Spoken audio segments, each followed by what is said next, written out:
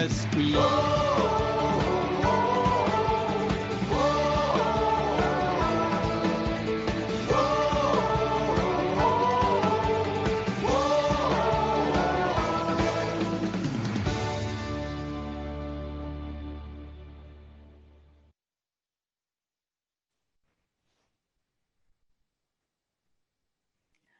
Welcome to PSP e-Rally. Please feel free to post your question using the Q&A function on Zoom or comments on Facebook Live.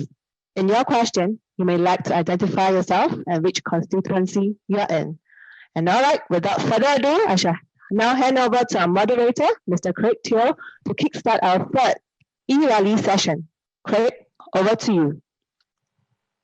Hi, thank you very much there. That was Grace doing the voiceover. Hi, good evening, Singapore, and welcome to the third of our e-rally to reach out today in particular to the people who are staying, the residents and the voters in Chua Kang GRC, including Hong Kong North, that's the SMC, and also for Marymount. And so I'd like to welcome everyone joining us live on Zoom and on Facebook Live. So ladies and gentlemen, the attendance of people who are coming in has been picking up, and we're going to be, for those who are joining us for the first time, what we're going to be doing tonight is we'll be introducing the candidates who are all from PSP. Firstly, will be the candidates who are from the Chua Kang GRC, followed by Jejin Wong, who is from the Hong Kong North, and last but not least, Dr. Ang Yong Guan, who is standing as the SMC of Marymount. So before we get into the introduction of the candidates, just like to bring everyone up to speed on some of the things that has happened. And the latest I heard, okay, the latest news is that our Secretary General Dr. Tan Cheng Bock and the chairman of SDP, Paul Tambaya, has challenged Gan Kim Yong and Chun Sing. Chan Chun Sing, we fondly call him Cotton Chan, and you all know why. They say that the opposition has got no plan on how to deal with Singapore for the COVID situation or even post-COVID. So they have challenged them to debate on TV. Now the ball has been set, has been thrown out to them. Let's see if Mr. Gan Kim Yong, who's the health minister, and Mr. Chan Chun Sing, who is the trade and industry minister, will take up the challenge and have a TV debate with Dr. Tan Cheng Bock and Paul Tambaya, who is the chairman of SDP, who's an infectious disease specialist. Oh, so that's the latest thing that is happening right now. The challenge has been issued. Will they be able or dare to step up to take on this challenge from Dr. Tan Cheng Bock and Paul Tambaya? So that's the latest, folks. And also in the meantime, before we bring on the candidates, let me just introduce to some of the merchandise that you may want to buy and support PSP. We have our merchandise for sale at this shop called Passions at Marina Square Shopping Mall. The unit is 02-332B, is at the site that is nearest to Pan Pacific Hotel, because Marina Square is quite a big shopping mall. So rather than make you walk all over, it is at the site that's nearest to Pan Pacific Hotel. And it's open daily from 1 p.m. to 8 p.m. So if you want to buy our Otika Otter, our mascot, our lovely mascot, it's $30 each. You buy two, you get some discount, $50 for a pair. And the cap is at $10 each, including the round neck t-shirts, which is at $15 each. So once again, if you want to go and support PSP, because we need funds, you know, to participate in the GE, it's quite an expensive affair. Please support us by going to buy our merchandise. And for those of you who want to make some donations to our funds for this GE, okay, this is now on screen. You may take a screenshot. It's the easiest if you can take a screenshot, and you can send the funds to us either by PayNow, and it's a DBS Bank UEN number, and the number is T19. There's a SS, not 55, but SS0061, and the alphabet at the back is England, Holland, Osaka, London. And you need to indicate the donation amount, your contact name and number, okay? That's very important. You can also write us a check, write it to Progress Singapore Party, and you can then mail it to PSP Party HQ 170 Upper Bukit Timah Road, Hex 14-04 Bukit Timah Shopping Center, and the postal code there is 588179. And for those of you who want to scan the QR code, you may do so, and that will bring you to our website where the donation form is located there. And for those of you who are wondering why are we asking for contact numbers and names, right? It is not because we want to. This is a provision that has been set up by the Elections Department. The Elections Department bracket ELD has informed all political parties that this record keeping requirement, including the provision of contact number, supersedes the confidentiality provisions under the Personal Data Protection Act, otherwise known as PDPA. So that's why, and PSP will ensure that all information provided is kept strictly confidential. So for those of you who want to make a political donation, you must remember this thing. Only Singaporeans are allowed to make donations to political parties, and you must be above the age of 21. So once again, only Singaporean citizens are allowed to make donations to political parties, and you must be above the age of 21. And it's for very obvious reasons, because the government does not want outside powers to interfere and try to affect the outcome of the general elections of the country. So our fate going forward can only be decided by Singaporeans and no one else. And I think that's a very, very good rule or consideration to have pertaining to political donations. So without further ado, okay, before I forget, can we bring on another slide, please, which talks about a comedy skit in a way, where it's a political skit but done in a comedy style using the characters of Wang Sai and Ye Feng. This was out in the Xingming Pao yesterday, because in PSP we have produced a video and it is in dialect to reach out to the pioneer generation. Okay, because many of the pioneer generation are a bit lost. Some of them are not even aware that maybe Mr. Lee Kuan Yew is no longer around. So through this video, we highlight to all the people in the pioneer generation what are some of the issues, okay? And it's all done in dialect, a mixture of dialect, but mostly in Teochew. So si ta Teochew. So it's me acting in that video together with an actor friend of mine, and Doc was also speaking in Hokkien, telling the people in the video that, especially for the seniors who are in the pioneer generation, to be careful of their health when they go for this thing, and that he actually objected to this election being held during a pandemic crisis, but we still went ahead. So he asked the seniors there who are Singaporeans, because voting is compulsory in Singapore, please take good care when you go and cast your vote. Okay, folks, without further ado, it's now time for me to bring on one by one the candidates. I'll bring them all. Can all the candidates please bring on your videos, switch on your videos so that we can see all of you, and we'll introduce them. And here they come on screen. We have now all my good people. Let me just call out your name so that when you wave, we can see you. And I still wish, where's Rahman? Where is Rahman? Never mind, we'll wait for him to come. Here he comes. Okay, so the first person I'd just like to very quickly say hello to everyone is wave your hands when I call out your name is Yuen Pheng, Francis. So just wave your hands so everyone know who you are. That is the suave-looking Francis. Okay, who's a captain of industry. The next person I'd like to introduce very quickly to everyone is Tan Meng Wah, the professor. Okay, that's Meng Wah there, the one. Wow, he look very serious with the white hair. So cool, man. Okay, after that, the next person is Abdul Rahman. Rahman, let's just wave your hand so everyone know who you are. Excellent, thank you very much. And the youngest, okay, who made history, parliamentary history in Singapore, standing for an election, is our lawyer to be, undergoing training still and studying at NUS, Chu Sean Ming. That's Sean. Wave your hand, Sean. Just let everyone know who you are. Thank you very much. Okay, the four of these gentlemen are in Kang GRC. They have been pounding the streets there, doing their walkabouts. I'm sure you would have bumped into them, hopefully. All right, now we go to the last two persons. And the next one I want to introduce is the one that is very popular. Her name is Jijin Wong, and she is in Hong Kong. Now, Jijin, just wave to everyone first. You will have a chance to talk to everyone when your time is, we allocated the time for everyone to share. And last but not least, okay, is the one that also needs no introduction. Most Singaporeans know him. That is Dr. Ang Yong Guan, and he is in the SMC, the single member constituency of Marymount. So we have introduced all the panelists for this evening. It is the combined team of Choa Chu Kang GRC together with Hong Kong North SMC and Marymount SMC.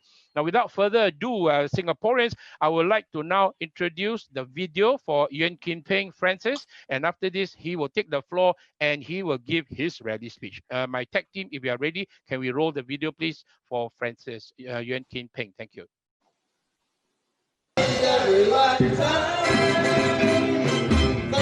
I'm Francis Yuen. My parents passed away when I was a teenager. I live in Smith Street with my grandma. There you go. There's the house I used to live in. Childhood days are tough. You know, I've got 8 brothers and sisters. They are asleep, I turn on the lights and then do my work. We grew up with no expectation we are entitled to anything, only with the expectation that we have to work hard. I joined the Air Force as a young man, almost 18 years of my life in various roles of leadership. Subsequently, I went on to the private sector, working as a CEO and a business leader in the region. Global companies like Honeywell, Ingersoll-Rand, ST Aerospace, and Hong Leong Asia. A country is not a company. Taking people as economic digit, where GDP counts, where material success counts, and happiness does not really feature just as important.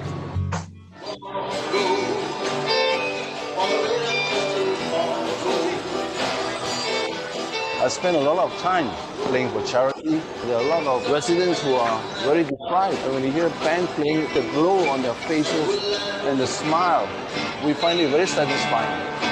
To be in government, we ought to be serving the people and not the other way around.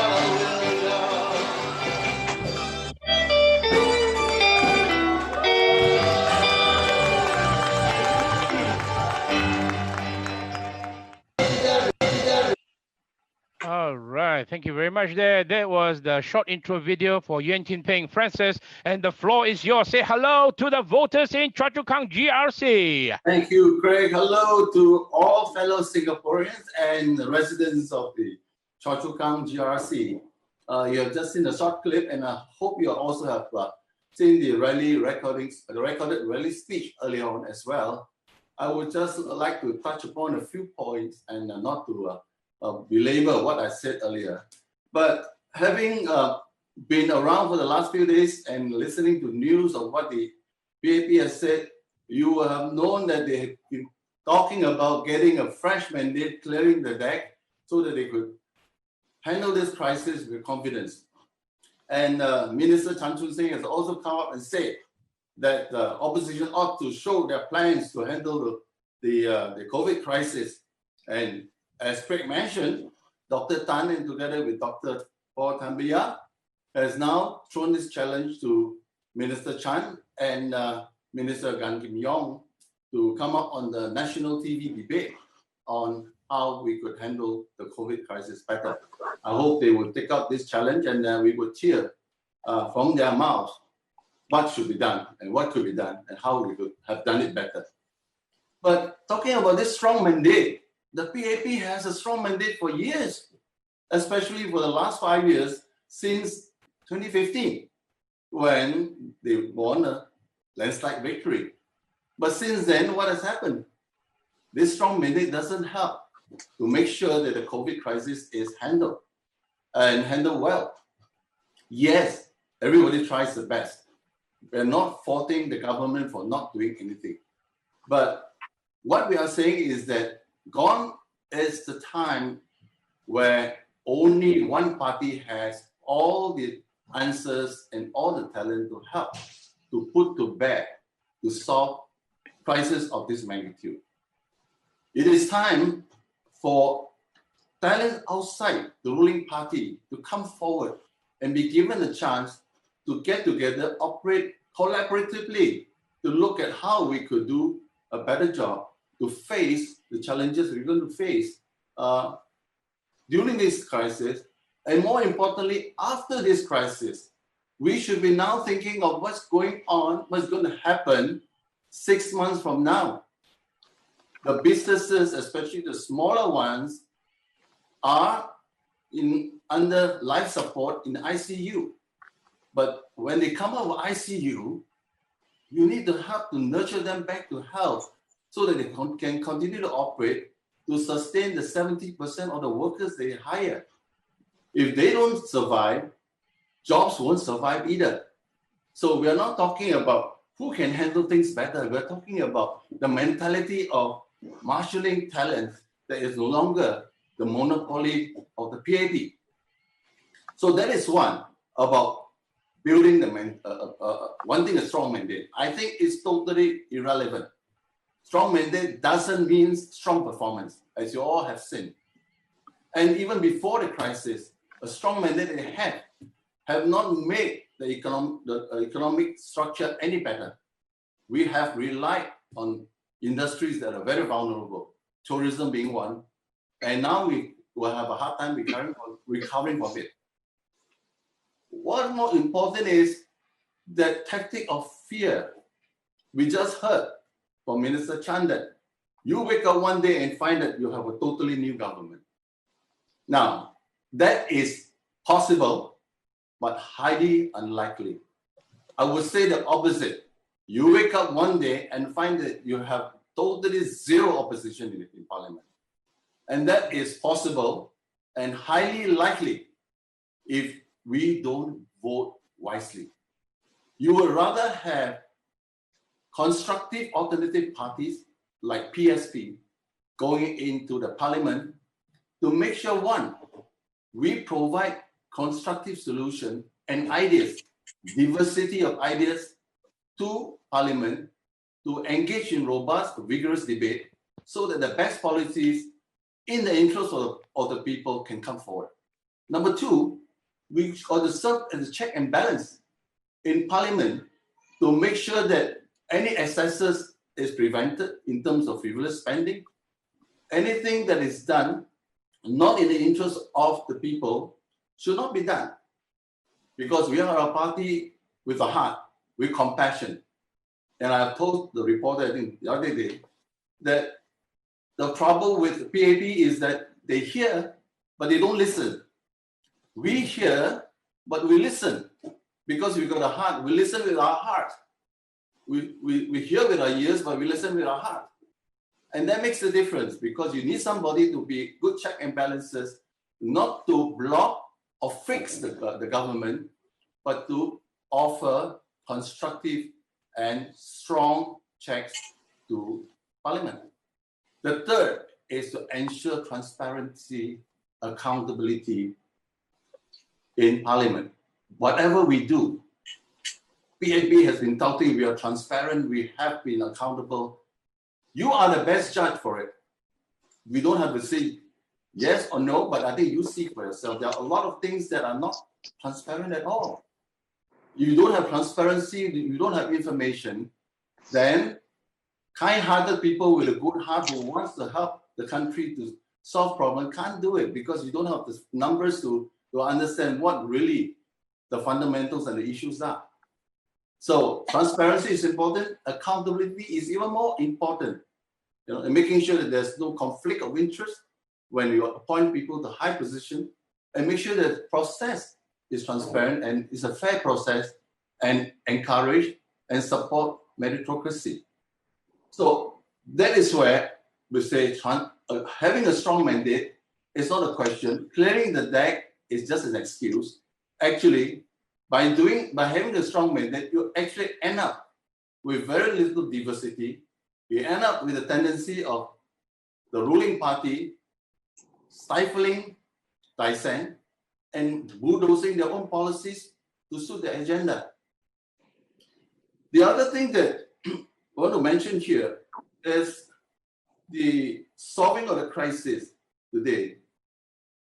We have not seen beyond what is 6 months. A lot of money assistance schemes have been thrown, whether it be job support schemes, to the SME, and they are the backbone of our economy. It's an engine of growth.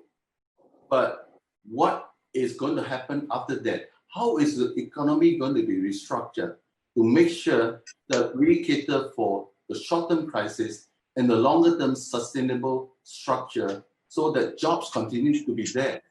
You can talk about retraining of people, but if they're being retrained for jobs that does not exist, then it's a waste of time for the mid-career professional, and also the waste of money and resources from our reserve. So we need to be clear on what is a strategic plan. How do the GLC play a role to establish the external wing? I was an expatriate in China, and I work in China, and they do not call me a foreign talent. I'm just a work permit executive. You know? The Chinese know there are people coming into work to help the economy to grow through foreign companies. They welcome us, but at the same time, we as big companies are responsible enough to have a policy to localize. So we train local Chinese to take over our jobs. If it's a top job, maybe 2 rounds of expatriate, the third one would be a local. Like the one who succeeded me was foreigner, but the one who succeeded the foreigner, that's a local. That is a kind of policy that you could encourage in Singapore to make sure that works as well.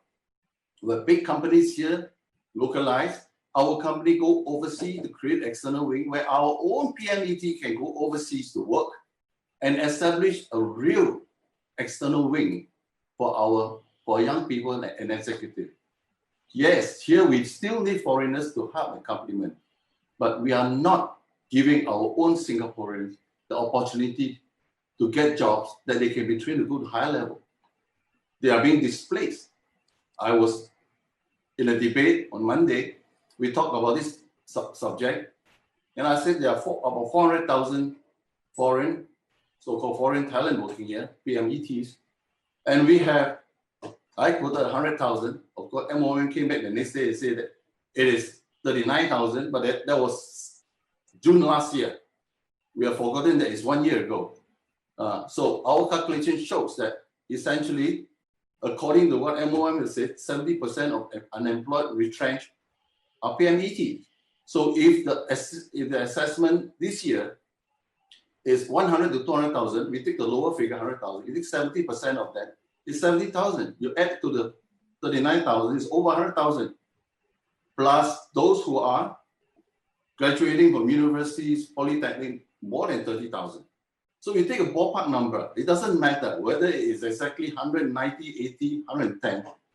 The proof of the matter is that if you've got 400,000 people, foreigners working here, don't tell me you cannot free up in a matter of maybe months that number of PMET that are out of job to be given an opportunity. That is the immediate way to solve the problem. But to us, it's more important to solve the problem after the 6 months. So coming back again to the point, PSP have the talent to be a constructive, so-called alternative to give ideas. Our team in CCK is an example. Okay.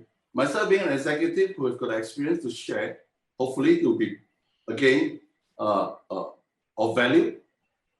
We've got Dr. Tan Ming Hua, who is the economist who understands a lot of the intricacies of the economic situation in Singapore. We got a young lawyer up and coming, and he will be a good lawyer when he graduates. And he has got a heart to serve. And together with Raman, who has been a consultant who was in the fire services, who has now been working with a lot of experience. We are not a team inferior to the PAP's team. So we urge you to consider making a change, giving the alternative party a chance to prove ourselves that we are going to value add and make a difference in Parliament. Let me move next to another more national issue before I talk about some local issues. That is on prosperity. We all know Singapore technically is a rich country, but you also see the uncle, auntie pushing cart, collecting cardboard, cleaning, working at a hawker center. I can tell you, when I was in China for a number of years, I've seen the changes over time. The same uncle and auntie in Singapore pushing cart, the same generation in China, they are in the park in the night doing dancing, enjoying their retirement, doing Tai Chi in the morning. And the life that they have, I find it's very shameful for us to come back and see our own uncle and auntie doing different things that they ought not be doing. In China, they say, our own people are not doing that. If an uncle, or auntie wants to work because they enjoy doing work, it's fine. Our elderly should not have to work to earn a living. That is wrong. So you will say that, wow, do you want to be a communist party or what? No. But what we are saying is that the policies that we formulate must make sure the gap between the have and the have-not must be pulled, but there must be a strong social safety net. And that cannot be a topic now when we have a crisis. Why wasn't a strong safety net built 10 years ago or beginning to build 10 years ago? If we have a strong social safety net during this crisis, we don't have to worry about giving people $500, $600. They will have enough to take care of them.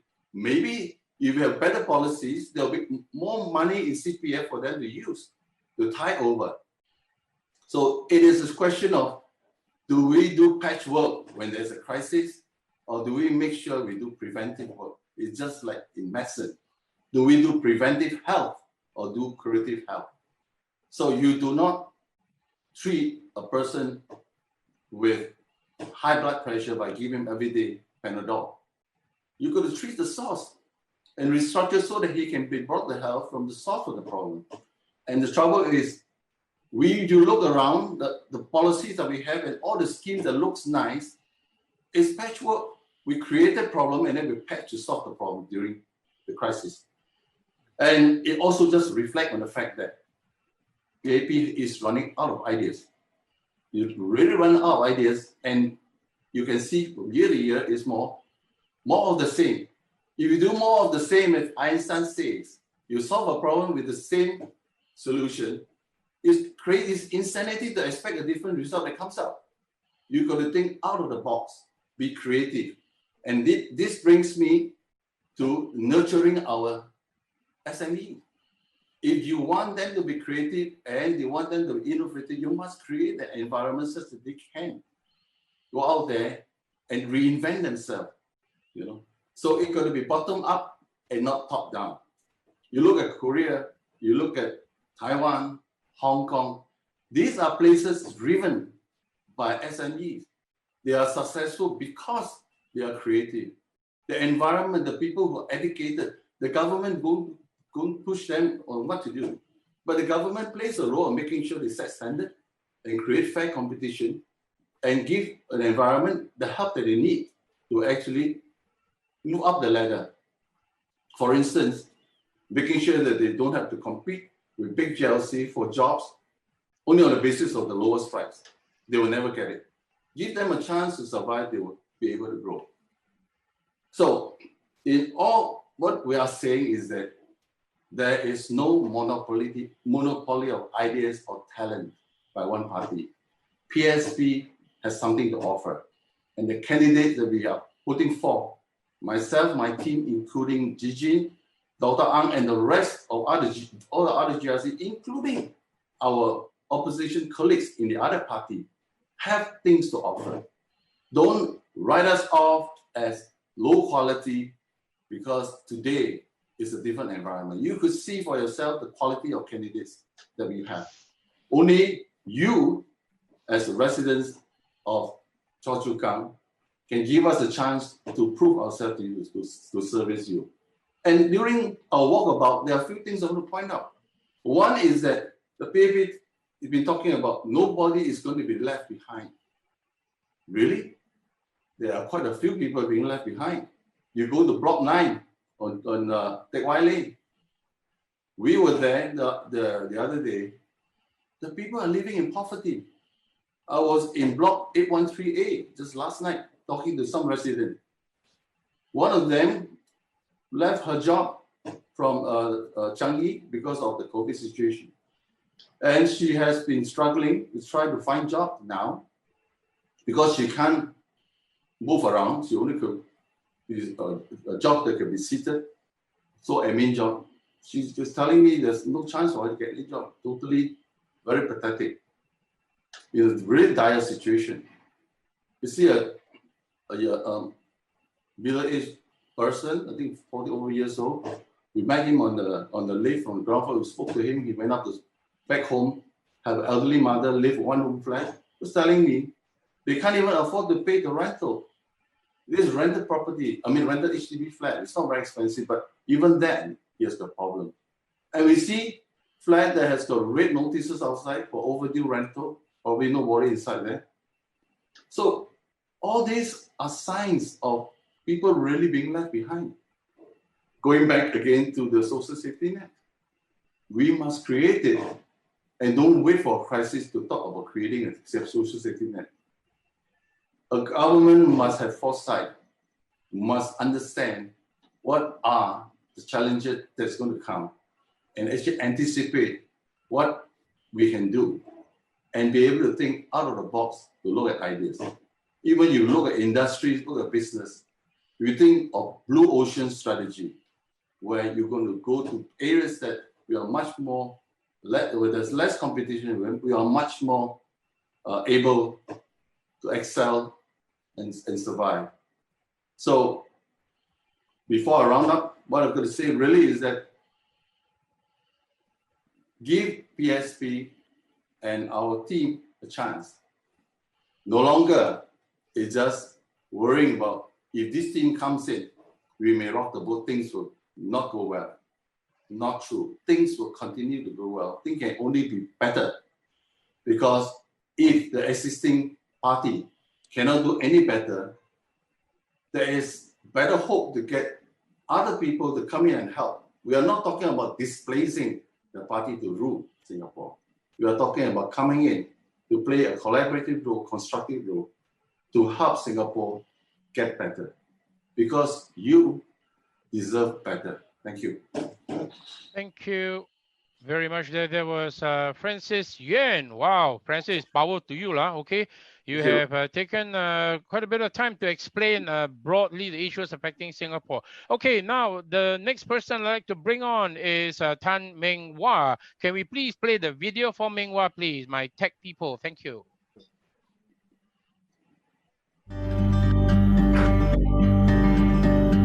我最大的爱好是摄影、爬山。年轻的时候爱上长途的这个徒步旅行，背了背包，拿了相机就往外跑。一路走过来，面对无数的挑战，最大的挑战将会是这次的大选。大家好，我叫陈明华，今年56岁。南京大学毕业后，我受邀加入国立大学的公共政策研究院。10年的研究成果让我发现，虽然新加坡的政府还是同一个政党，第一代领袖无私奉献的精神已经不存在。今天的新加坡表面风光，70、80岁的老人家还要在这边收碗筷、剪纸皮。 买房子对年轻人是越来越重的负担。为了我们的下一代，新加坡需要一个能够代表人民诉求、制衡政府的声音。请给我一个机会，让我利用我10年在公共政策研究方面的成果，帮助新加坡走回以人民为本的发展轨道。 And that was the short video for Tan Meng Wah. The floor is yours, my friend. Say hello to Singapore. Dear Singaporeans and especially the residents of Chua Kang GRC, my name is Meng Wah. The COVID outbreak has actually created a lot of uncertainty, and we all know by now that the crisis has been mishandled. And after all the mishandling, what happened? What did the government do? The government is basically throwing money, drawing down on the reserves. How much has been withdrawn so far from the reserves? At least 52 billion.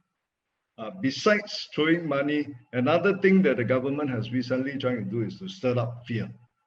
Okay, they are actually creating, a very frightening scenario to tell you that what's going to happen over the next few years, but one of the reasons why they're actually pushing for the election to be done now is that this is a period where it is very uncertain.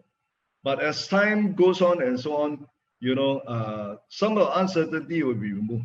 That's why they want to push through the election now, so that when everybody is uncertain, the fear element is there.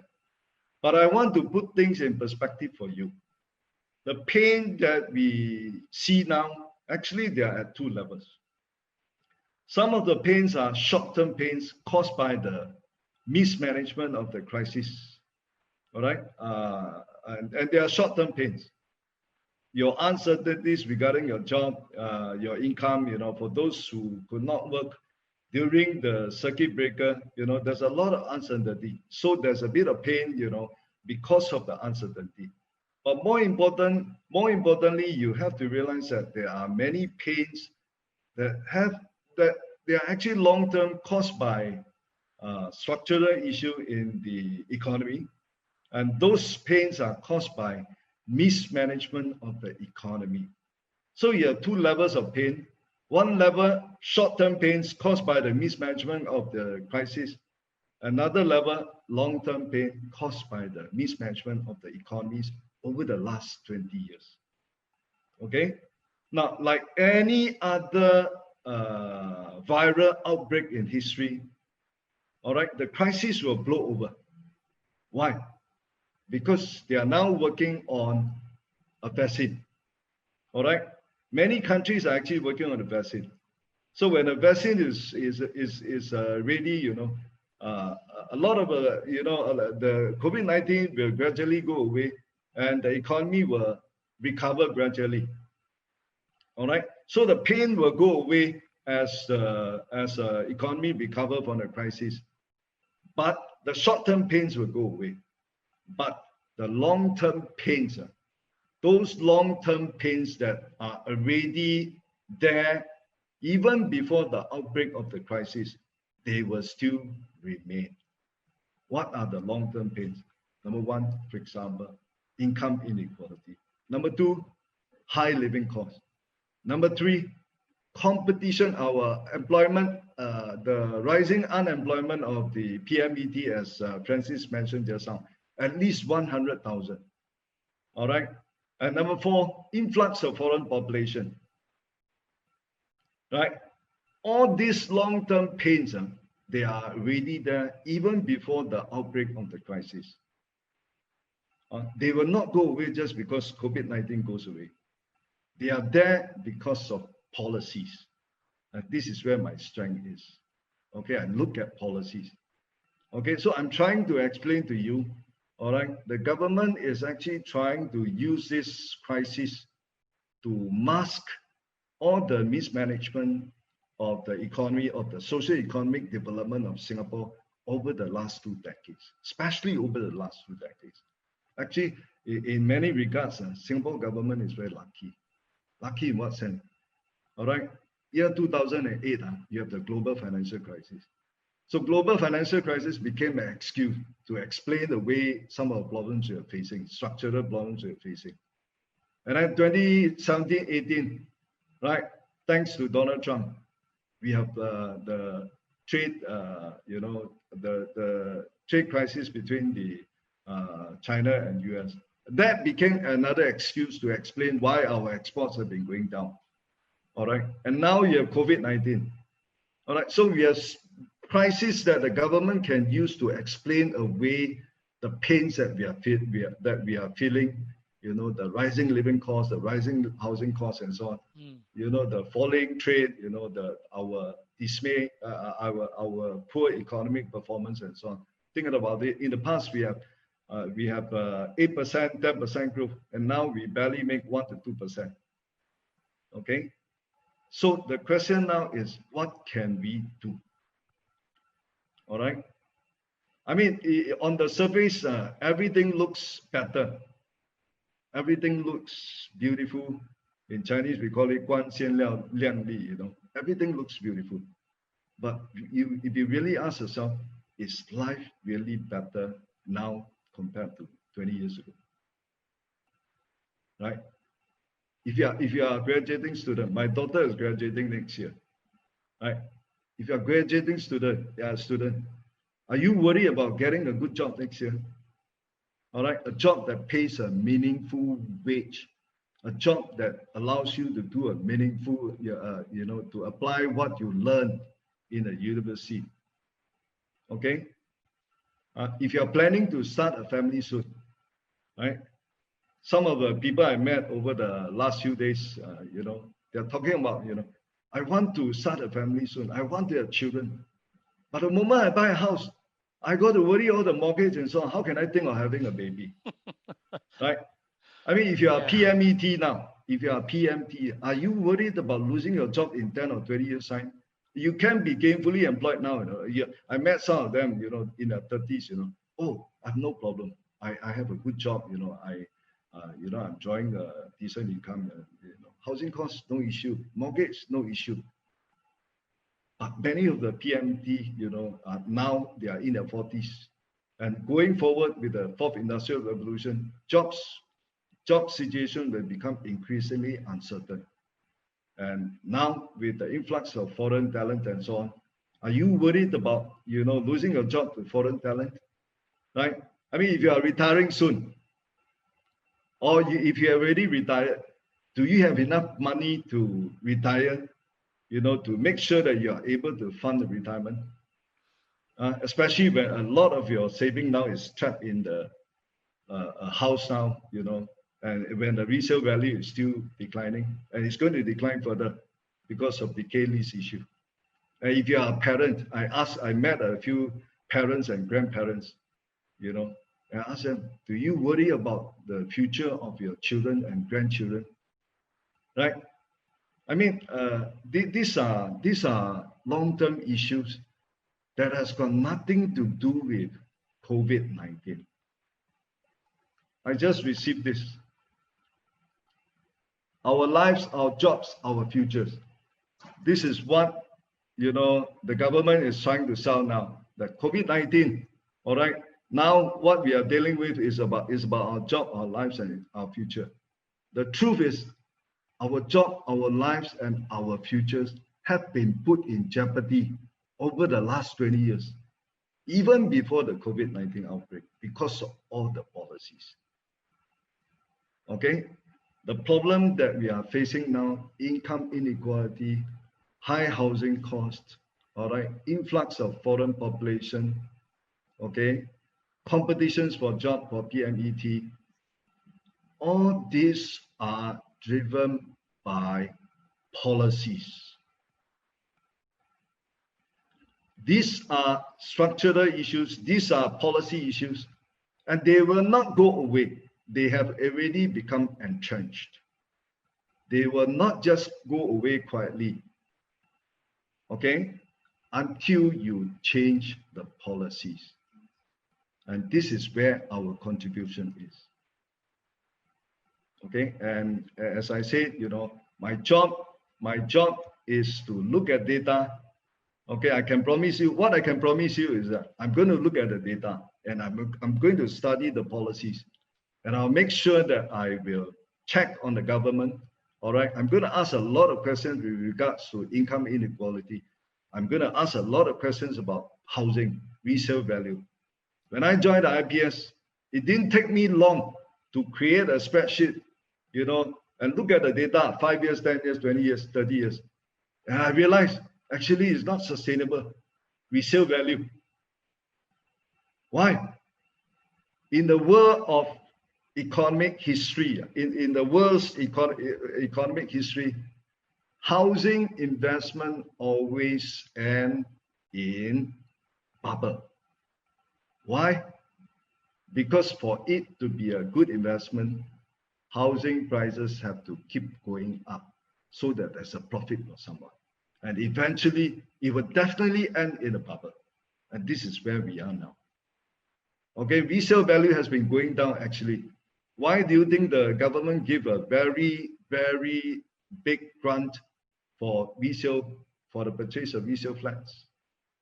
Okay, so we need to really look at this data, and we need to attach the data to the policies, okay, and look at the policies, ask questions, because if we don't, the long-term pains will not go away.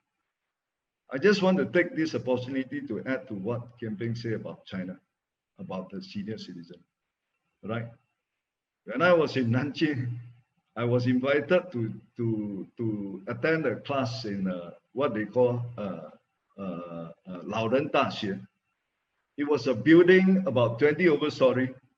Every level, all right, there are classes, okay, one level for music classes, one level for cooking classes, one level for learning 中药, Chinese medicine, one level for learning Chinese calligraphy.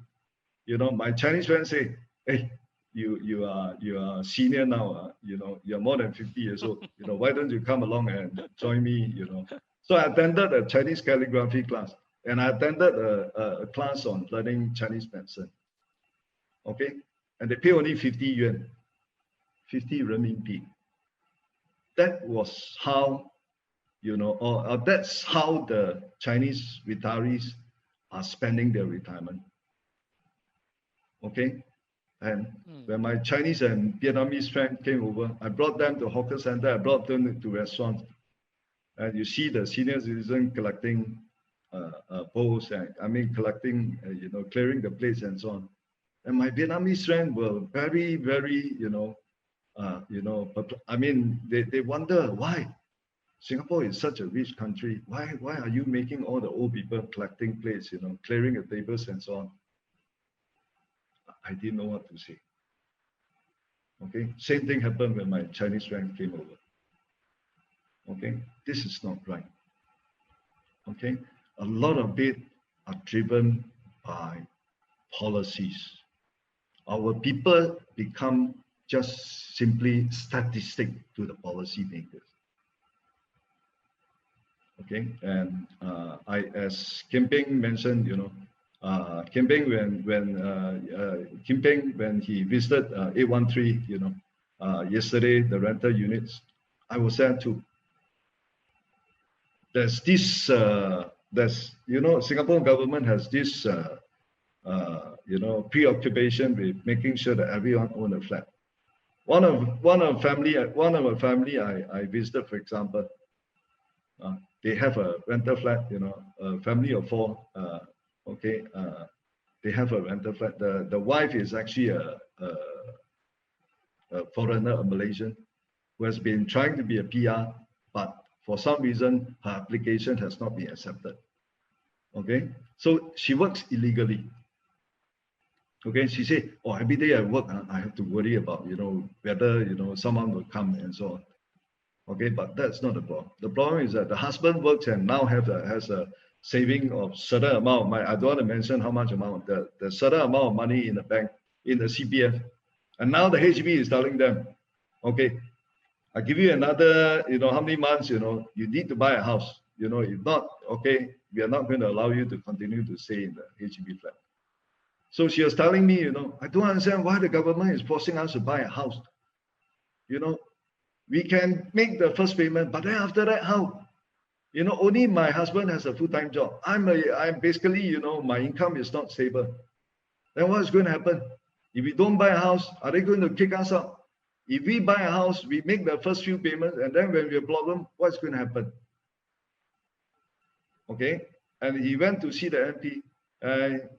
They went to see the MP, and you know, the MP wrote a letter. And according to her, I did not see the letter. To be fair, I did not see the letter. According to her, the MP said, she said that the MP wrote there, please attend to this lady. What kind of letter is that? I mean, if it is really true, as I said, I have to say that I did not see the letter. So I think there are serious issues, and you know, we really, people should not be just statistics to the policymakers. And you know, as a you know, policy researcher, my contribution, okay, to this team is that I will look at the data, I will really look at the policies, okay, to decide whether the policies are good for the people. My friends ask me, hey, is this a good policy? Hey, is this policy good or bad? I say, this is a wrong question. Every policy is good and every policy is also bad. The question is, who is it good for? Okay? You have to look at the policy and decide who are those benefiting. Okay, at what cost? And then those who are losing, you have to find ways to compensate. That is the basic rule of policy making. Okay, so my job, as I say, going forward is to look into policies to help you to address the long-term issue.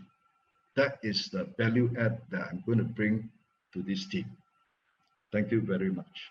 Thank you very much there. That was Tan Meng Wah who is going to examine policies put forth. And as he said very correctly, the problem we are facing today is not because of COVID, but because of policies that were not good for the country, stretching as far back as 20 years ago. Next person I want to bring on is Rahman. Can we play his video first, please? Thank you, my tech people.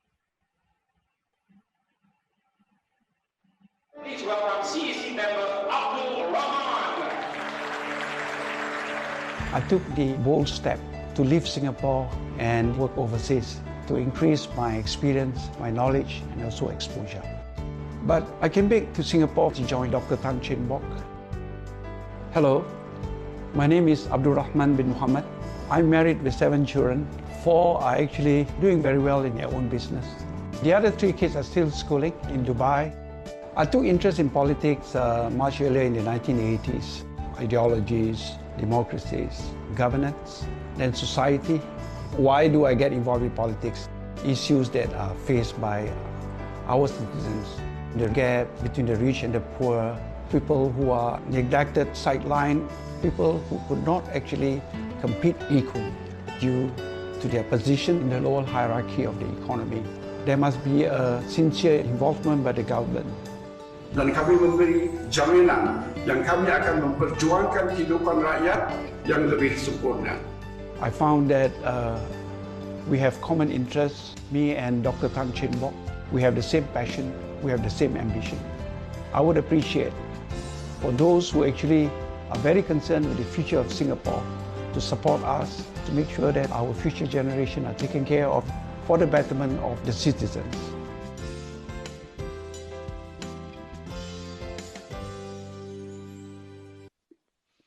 Right, thank you very much there. That was a video on Rahman. The floor is yours. Say hello to Singapore. Hello, Singapore. Hello, Chua Kang's voters and residents. My name is Abdul Rahman. I'll be contesting in the coming election for Chua Kang GRC. My favorite subject is actually leadership. We want reliable leaders, people who can actually plan for the future of the country, be very transparent, and also open to discussion. Now let's look at the report card of our present leaders. Now I'm not going to make my findings about it, but probably the viewers would be able to see. Now, when we gave them what we call the high mandate in 2015, they promised that there'll be affordable housing. They promised employment. They promised that they will reduce the income gap. And other promises that were actually explained by my 2 earlier fellow contestants for this GRC. Now, have they actually fulfilled that? You have the answers. The next question is this: what happened to COVID-19? Have they performed? Now, every country, especially Singapore, we have what we call a crisis management. We have a pact of it. So the slightest sign we are there, boom, we intervene. We had SARS before. We had the lesson, we had the experience. And what happened to Singapore in February, as early as January? We heard about this. We knew what happened to Wuhan. And we had a sign in Singapore. A foreign worker was also infected, as well as those returning here from China. And what did we do? As far as concerned, they made the contractors to do all the compartmentation, separation, cleaning. Done. Because these people, these contractors do not have all amenities, the facility to do that. They do not. Now, why the government, like Ministry of Labor, NEA, why are they not intervening? Why so slow? Then after that, when they come in, we have this disease spread like wildfire. And now we are suffering from all those consequences due to this complacency. Ignorant, I don't know. Because we have the system. Why is it not implemented in a efficient manner? So now we have to pay for the medical expenses. We have to set up buildings, dormitories, make sure that they won't actually come in contact, and we have separation. We give them salary. And when is this going to end? Now I want to know. Every day we have 200 over cases. I think yesterday about 186. It's coming down. But the question is this: how many tests do we conduct presently? We were told 1,000. Then there was time that they need calibration on the equipment in the lab. Then it went down, the cases. They went up again. Probably they have actually conduct more tests.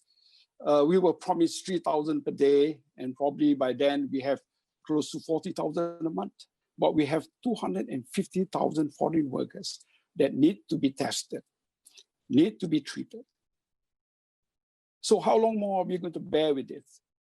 Now, these are mistakes. You judge. All right. Though now they're talking about how they're going to recover the economy, how to handle this situation right now. These are things that anybody can explain because it has already happened. So you can just come up with all those measures and steps to overcome this situation. But the economy, this is unpredictable. The entire world is not going to recover soon. We are affected by the global situation. Our trade, our, being the hub for finances and also for air travel and also for, shipment, they are all affected. Tourism, all affected. Anyway, let's not talk about it anymore because they are actually the problem now we are facing. Otherwise, we won't be contesting in this election. And of course, otherwise they won't conduct this election right now. They're taking advantage over the uncertainty right now so that they can have a mandate they call. No, that's not the purpose. All of you know why it is done now. Now, the next thing is that I want to talk about my visits to all the various residents in Chua. We spoke to the elderly, and they are quite worried. The value of their HDB flat is going down. Last time, they were not so worried because somebody promised we will not, reduce or let the value of the HDB come down. But now it's coming down. Towards the end of the lease period, it's going to be zero. All of us have to face this. Then the elderly now is worried. If they sell their house at a loss, and what's going to happen? They're going to reduce. They're going to get, lesser room, downgrading. They can't afford to. The 3-room flat is already how much? They have, let's say, twice, bite of the cherry already. So the 3-room flat may cost around 300,000, but the value of the flat, and how about the extra money they have to do to survive? Now their CPF savings, all right, their retirement benefits now is reduced. Anytime it's going to be completely dried up. So where are they going to get the money? Now we have the solution to that. Okay, we have the solution to that. It's concerning redevelopment. But I don't want to release so much of this information. Perhaps when I meet our voters again, I will explain to them. But in here, we are just telling you that redevelopment, give them back some of the value of their house so that they can live with new environment, more amenities, more recreation, their ability to mix around with their neighbors, their friends. This is what in our mind. Although some has been done by the government, but there has to be more to it. All right, there has to be more to it. Then we talk about the young parents. When we spoke to them, some of them couldn't even discuss about it because they're not too sure what's going to happen in the future. Their jobs, where they're going to be secured, and their kids have to go to school, and they have to pay for their house. These are uncertainties, all right? Where they go to, we don't know. But probably they want to listen from us. And we are telling them that we will resolve your problem. Let us go into parliament, debate the thing. We're not going to allow this government make their own decision without debating it, without checking the detail. We need to be with them to discuss together for the purpose of alleviating the livelihood and also the living condition of the citizens. Next, the young single. They too quite perplexed. They're thinking about their career. Some of them lost their job, and some of them don't know where are they going towards, which direction are they going. They're not getting the job, the kind of job that they actually are looking for. Some of the jobs stolen away by foreigners, these people from professionals, managers, executives, and technicians. Some of them lost their job. Some of them not too sure where they're going to apply the next job because it's not available right now. So these are uncertainties. Then you have the school children. They're just oblivious. They're just waiting for what their parents can do, but the parents are worried. Now, what we want to do is early intervention. The children are the one that is going to be our priority. We're going to make sure that we understand their living conditions, all right? We try to help as much as possible, engage the social workers. We provide whatever help is necessary, like giving them iPads for early introduction towards IT.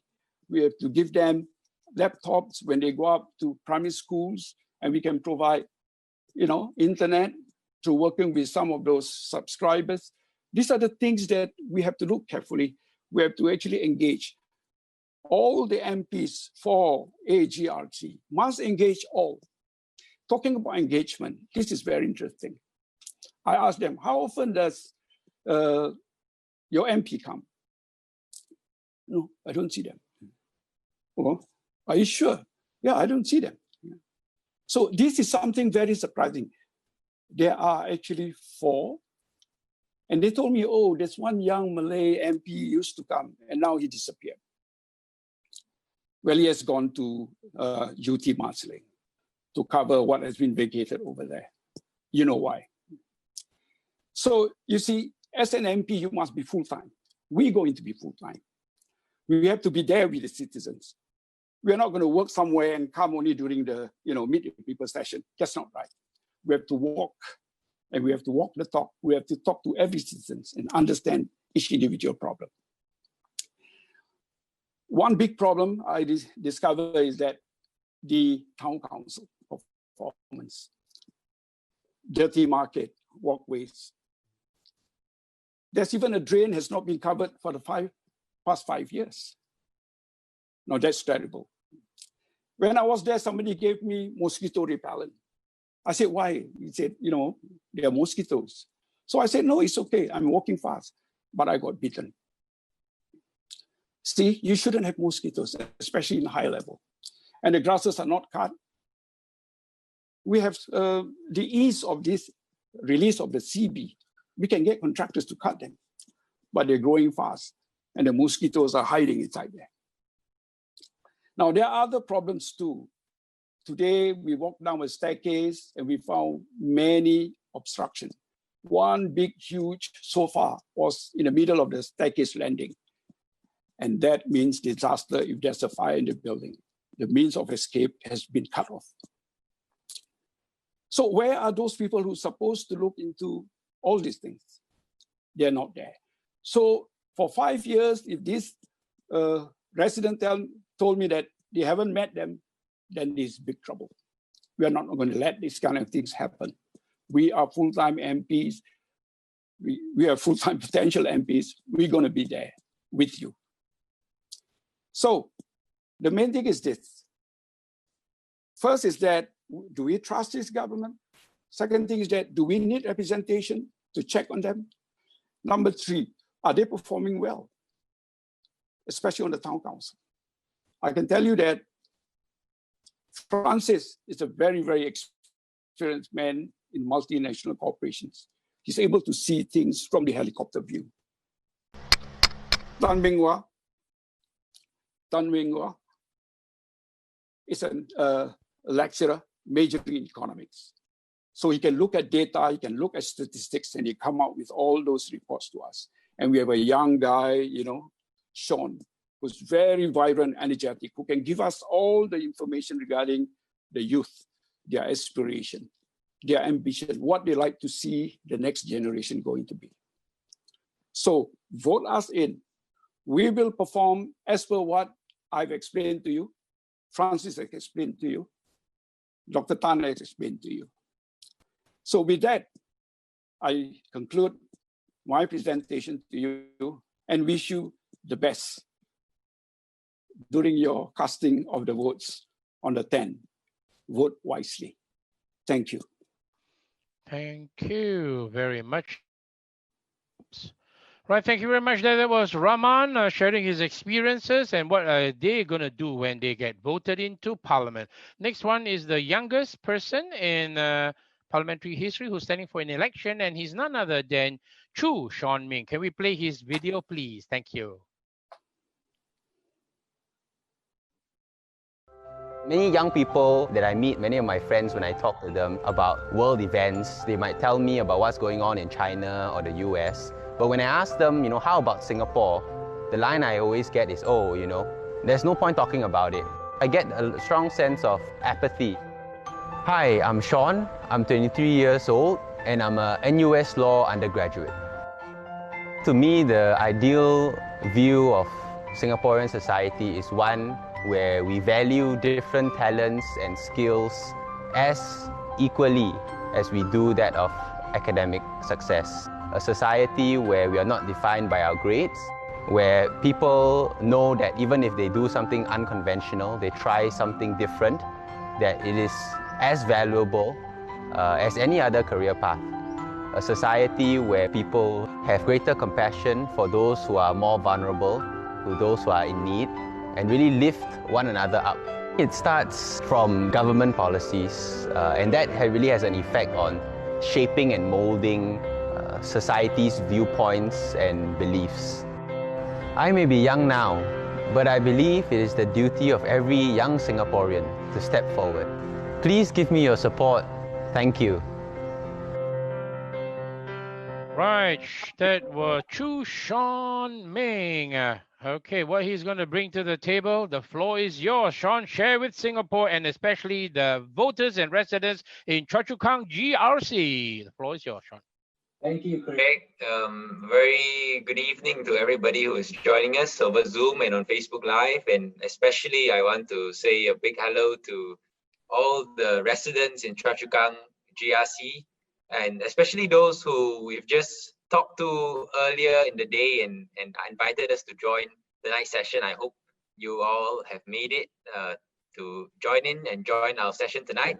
And I thank you for coming and hearing what we have to say.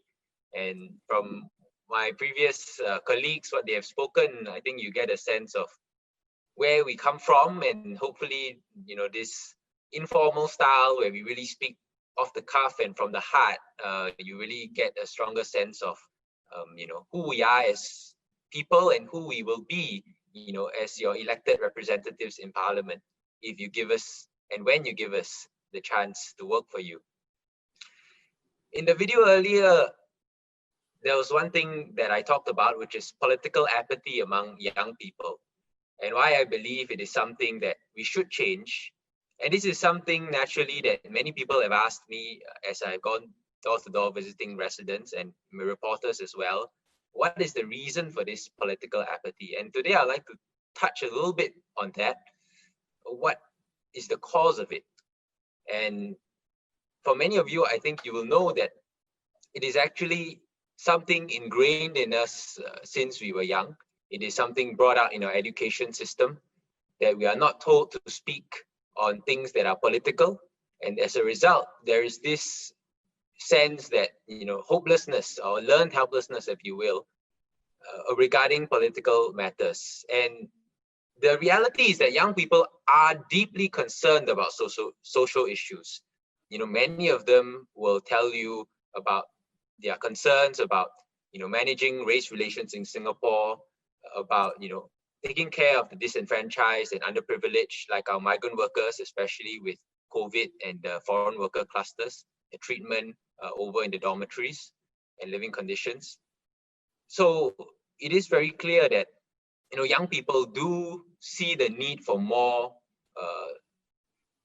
activism, if you will, on the social front to solve these issues that Singapore faces. But unfortunately, there is this disconnect that we see.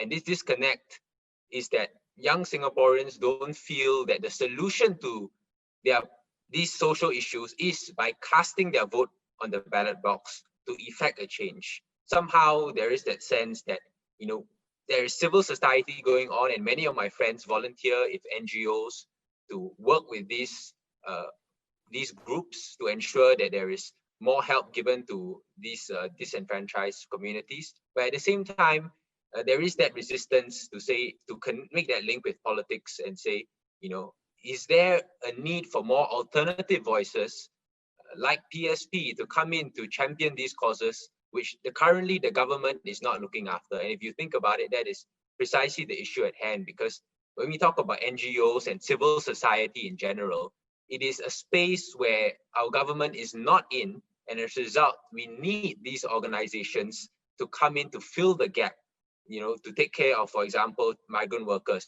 TWC2 and Home and Haga and so on. These are things that our current government is not taking care of, and NGOs come in to fill this gap.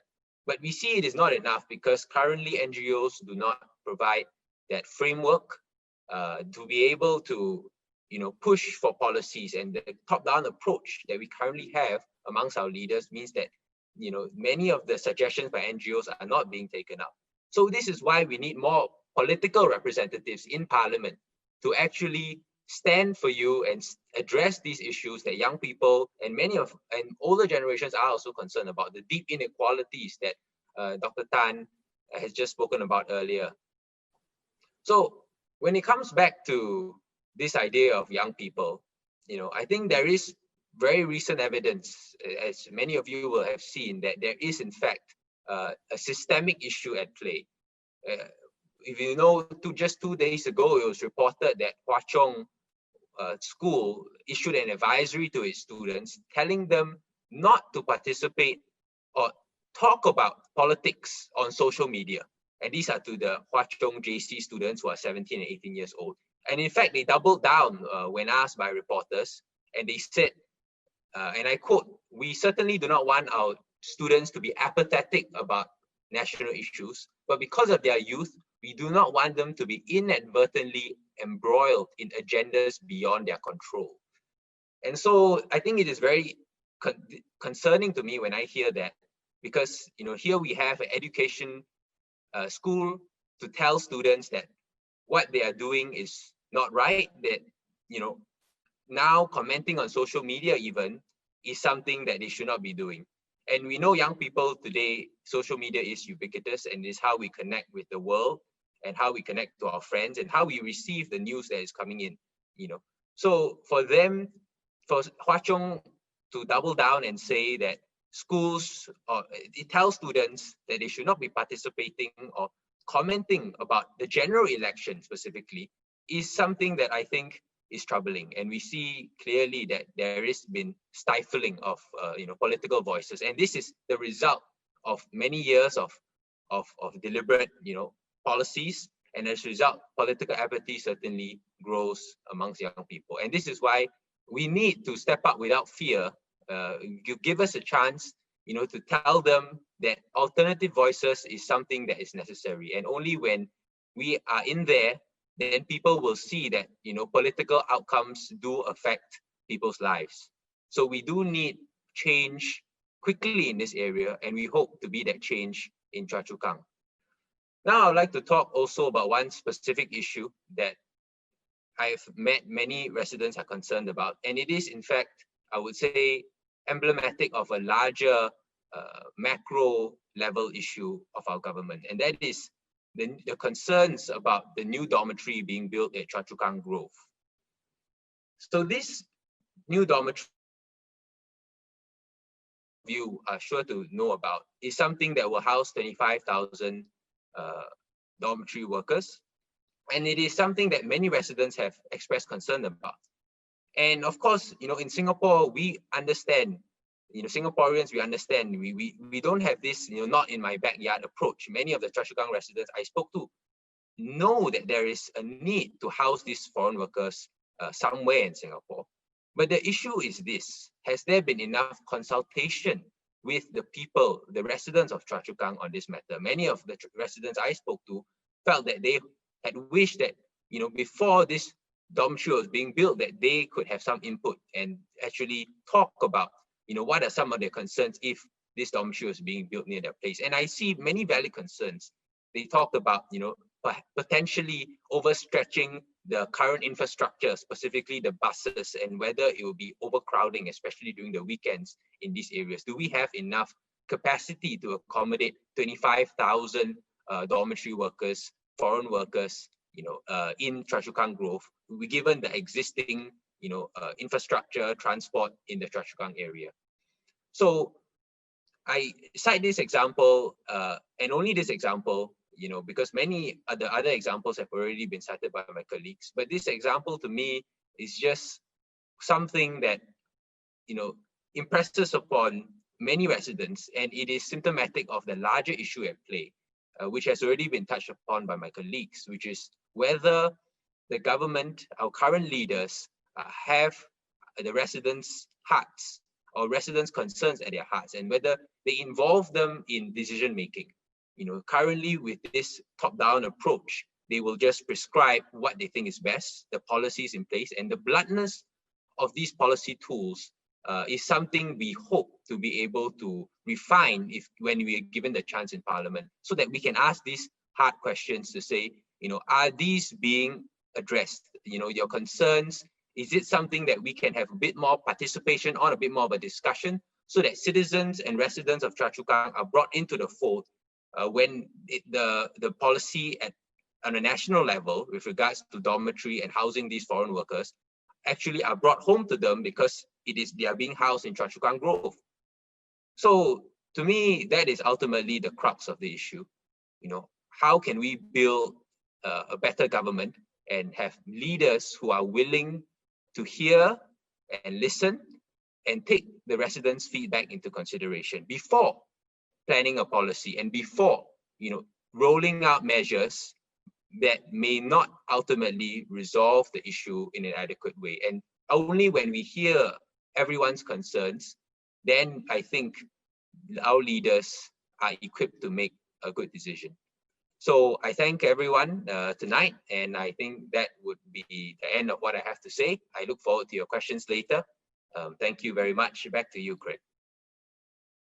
All right, Sean, thank you very much there. Now we are going to move on from Choa Chu Kang GRC, and we are bringing on the only rose among the sunflowers tonight, and she is none other than Eugene Wong, who is contesting in Hong Kong North. Eugene, say hello to Singapore. The floor is yours.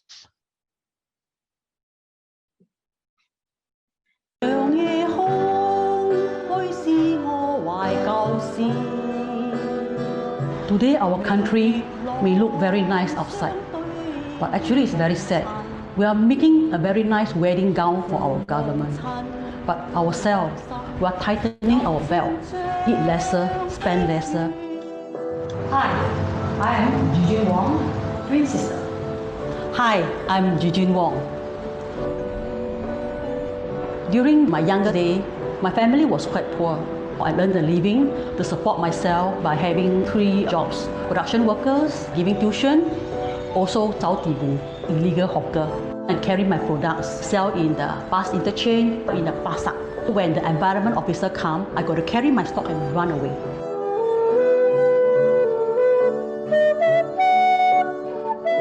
With a basic degree and a master degree, I joined a reputable company and managed to go to China, and there I start my career over 20 years. I start from a finance manager and later became a company CEO and CFO. The reason why I come back to Singapore is because during end of March, I received a call from Dr. Tan. He asked me, Eugene, can you come back or not? We need your help. We see many problems, but nobody dare to speak up. I resigned from my company to come back. I'm a daughter of Singapore. It's time for me to serve our country. I'm with you. I want to represent you, to speak up for you, whatever you dare not say to the government.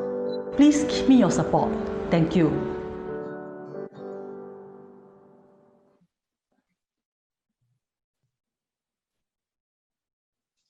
Hi, everybody. Good evening. I'm Jijin Wong from the Progress Singapore parties. I'm contesting for Hong Kong North, a well-managed town which is housed for 28,000 residents over 130 blocks of flats. It has been a tiring but meaningful experience so far, even though it's over the last 6 days I have been walking around. So far, I understand from my volunteers that there are more people, both online and offline, start to call start to call that the Hong Kong North, there is a battles of the daughters, the real versus the adopted, or call the battles of aunties, or PSP author auntie. Whatever the nickname was given, frankly speaking, it doesn't matter anymore as we stay united at the end of the day. I want to further emphasize that I am not anti-PAP, as I believe that the current MP, Dr. Amy Koh, has done a good job in the management of the estate. The difference is mainly our stand of differences in terms of measuring the success of welfare. For example, the PAP measure the success of how many first or how many get the top 20, while the PSP, the Progress Singapore Party, we are measuring the success through how many the bottoms, the bottoms poor people, or how many that is far away. Okay, so actually we are looking at taking care of the poorer and have a more compassionate heart to look after the bottoms, that those people that's very poor and suffering the people. This is how we measure that. We take care of them, to don't let them fall behind as our achievement. So both parties, we have a very similar methods. From the root, actually is the same, but the way we treat it is very different. PAP would like to measure what is the best, the top 20, but the PSP, we are looking at the lower level of people, how many that cannot catch up. This is our stand. We have a compassionate heart. We are trying to help you with our heart, wholeheartedly. This is our differences.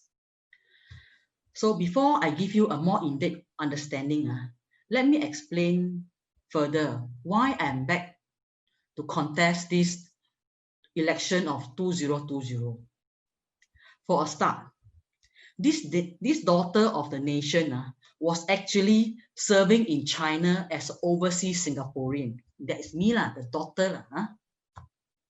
This is because the government of the day was encouraged us to go outstation, okay, to build a globalized world. It is not easy for me to leave Singapore, to leave my friend, to leave my family at that time. Okay, I'm just like the man who go and serve the national service. I am the daughters to go out as per my duty to help the nation to be globalized in overseas. That is during the 1990s, 1920s, when I was sent overseas. Okay, so the government at the time in the 19 and the 20, that I believe at the time I really trust the government because I do my duty. I go out to make Singapore globalized in the outside world. I trust that Singapore was well taken care of by our Dr. Tan Cheng Bock, is one of the leader at the time, and also other honorable leader 2G and 3G minister during the 90 and the 20. However, occasionally I also hear some tumbling of the Singaporean complaining that they're unhappy, but I still have faith in the system. Okay, but what have come across me that I have lost faith in the system is when the first time our presidential election that made me really cannot understand why we said something that is different from it's supposed to be, that have caused me lost the faith in the system. I think you all know very well what happened on our presidential election, that I no need to elaborate further. When Dr. Tan Cheng Bock formed these Progress Singapore parties, I was very shocked and worried for him, because he is actually from the PAP parties, wholeheartedly serving the PAP. Why, at the age of 80, he come up and set up our party PSP? Why? Because something had been changed. We have lost the confidence in our government in terms of transparency and accountability. That is what I mentioned in my rally speech yesterday. In my national speech for Hong Kong, 3 minutes rally speech yesterday, I say that we have lack of accountability and transparency. And this is a threat to us, actually. This led me to remember our 5th president of Singapore. If you can remember, who is he? I like him very much. He is our first elected president by the people. First elected president is Mr. Ong Teng Cheong. If he's still alive today, he will be 84 years old already.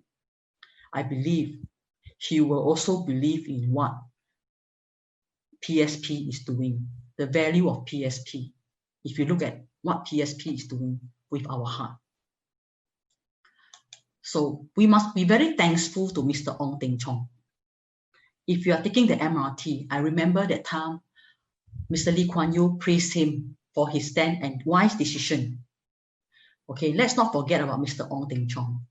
He had made this possible for us. So when we're taking the MRT, today, our PAP, I must admit that they have done a very good job in the 70s, in the 80s, and they're setting a very good policy for us that put our country first and the people first. And at that time, we have very experienced politicians that really protecting our country and the law. That we really feel very grateful to our first, the first leader of the generations, the politicians of the country, the PAP leaders. At the time, we feel very grateful for what they have done that benefited us for the last 30 to 40 years, that we have enjoyed the fruits today. Okay, so we are asking why I want to join Dr. Tan Cheng Bock. Because actually going to politician is a very fearful thing for me. It's not easy to be politicians. But I believe Dr. Tan, she really has really feel something that have changed. And that's why at his old age, he can retire already. He said they to post which I cannot emphasize on that. But he come out and said these parties because things have changed from the government. So I respect Dr. Tan and I follow him. Yes, that's why I respect him have the gut and the courage to set up the parties. And I also stand forward when he called me to come back. So how to make it very simple for Singaporeans to understand Hong Kong North, why I'm coming to Hong Kong North? Just for the benefit of the Singaporean and the Hong Kong North resident, why I'm coming forwards. And make it very simple for you. Give you an example of the scenario of a lawyer and a doctors.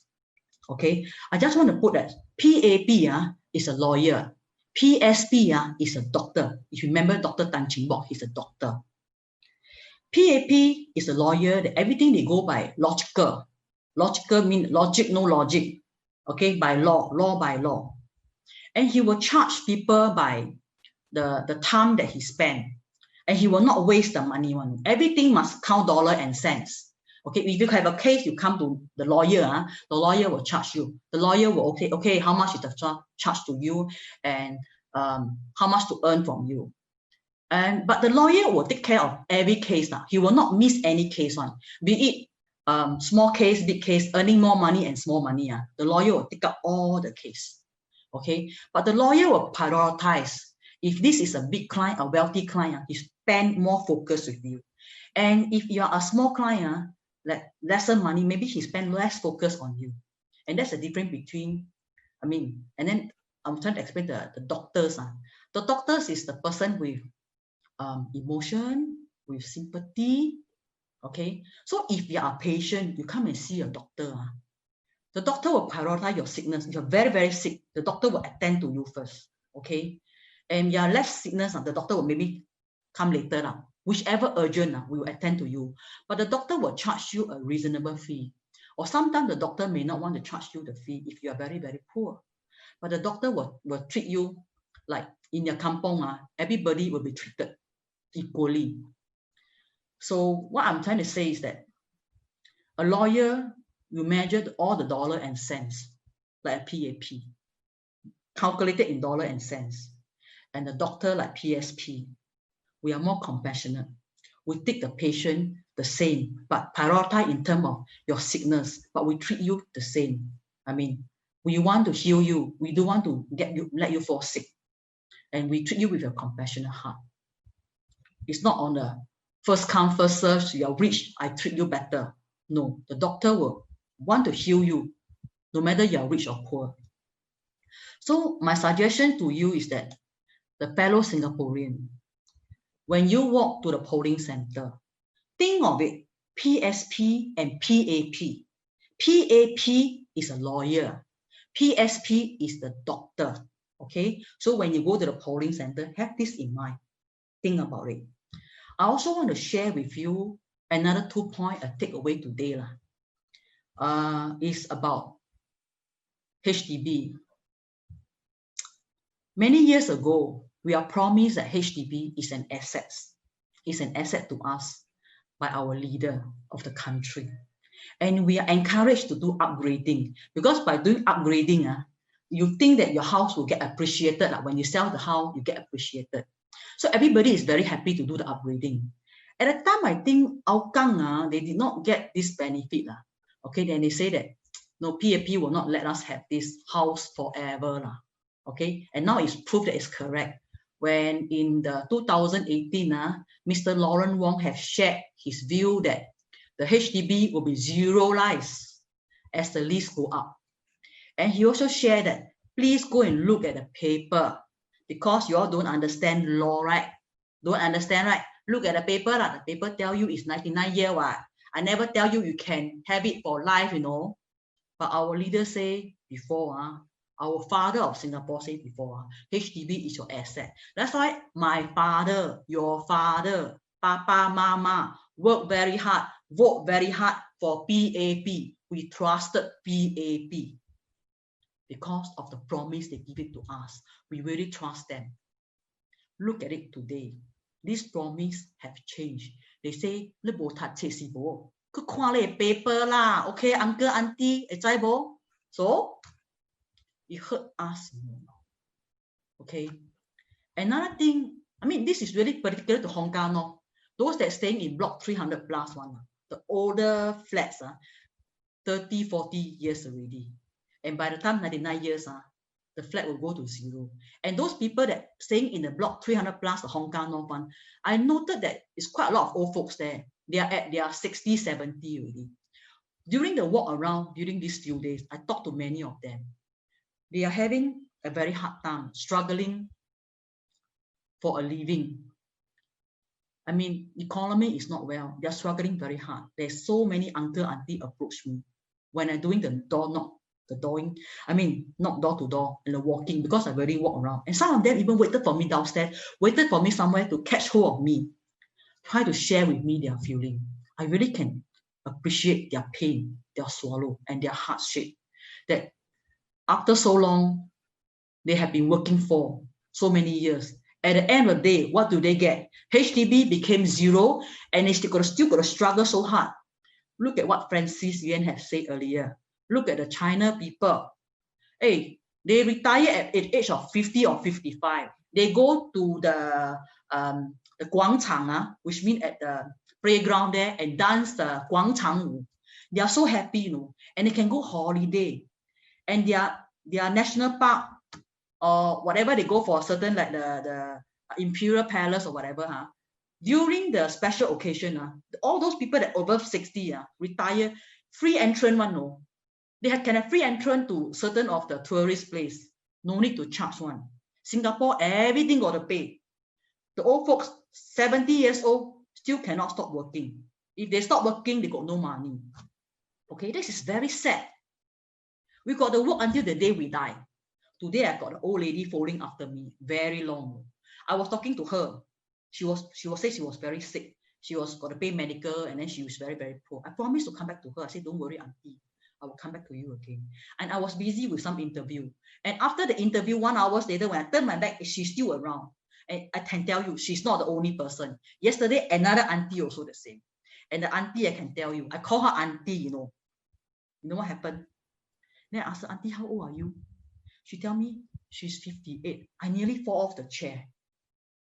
I am 54. She is 58. Only 4 years older than me. I call her auntie.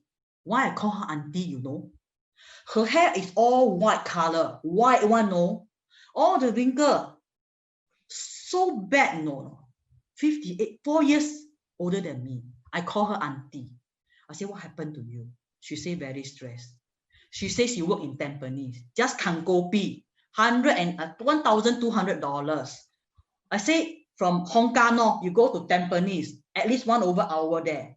And then 1 over hours come back, which means you can spend about 3 hours on the way. Just to go there and Pangopi, $1,200 minus the transportation and the time. How much can she left? She tell me, I just lost my job because they say that she's too old, because she really look very old. And then she's also very sick. I'm very sad. No? People in China at this age, really, every time after dinner, go out and dancing, really so happy. I can tell you this is true. I'm 20 years in China. They can be so happy. At that time, when Singapore and China, during my time when I go China, Singapore was up there one, no. China was down here one, no. We are so proud to be a Singaporean. I can tell you, now I'm very sad. I don't know what to tell the Chinese. Our people now feel so bad. The hardship that they go struggle so hard just to earn a living. I really feel very sad about that. The Chinese people can go and enjoy the Guangchangwu, the dancing. What are we doing? Struggling our meal.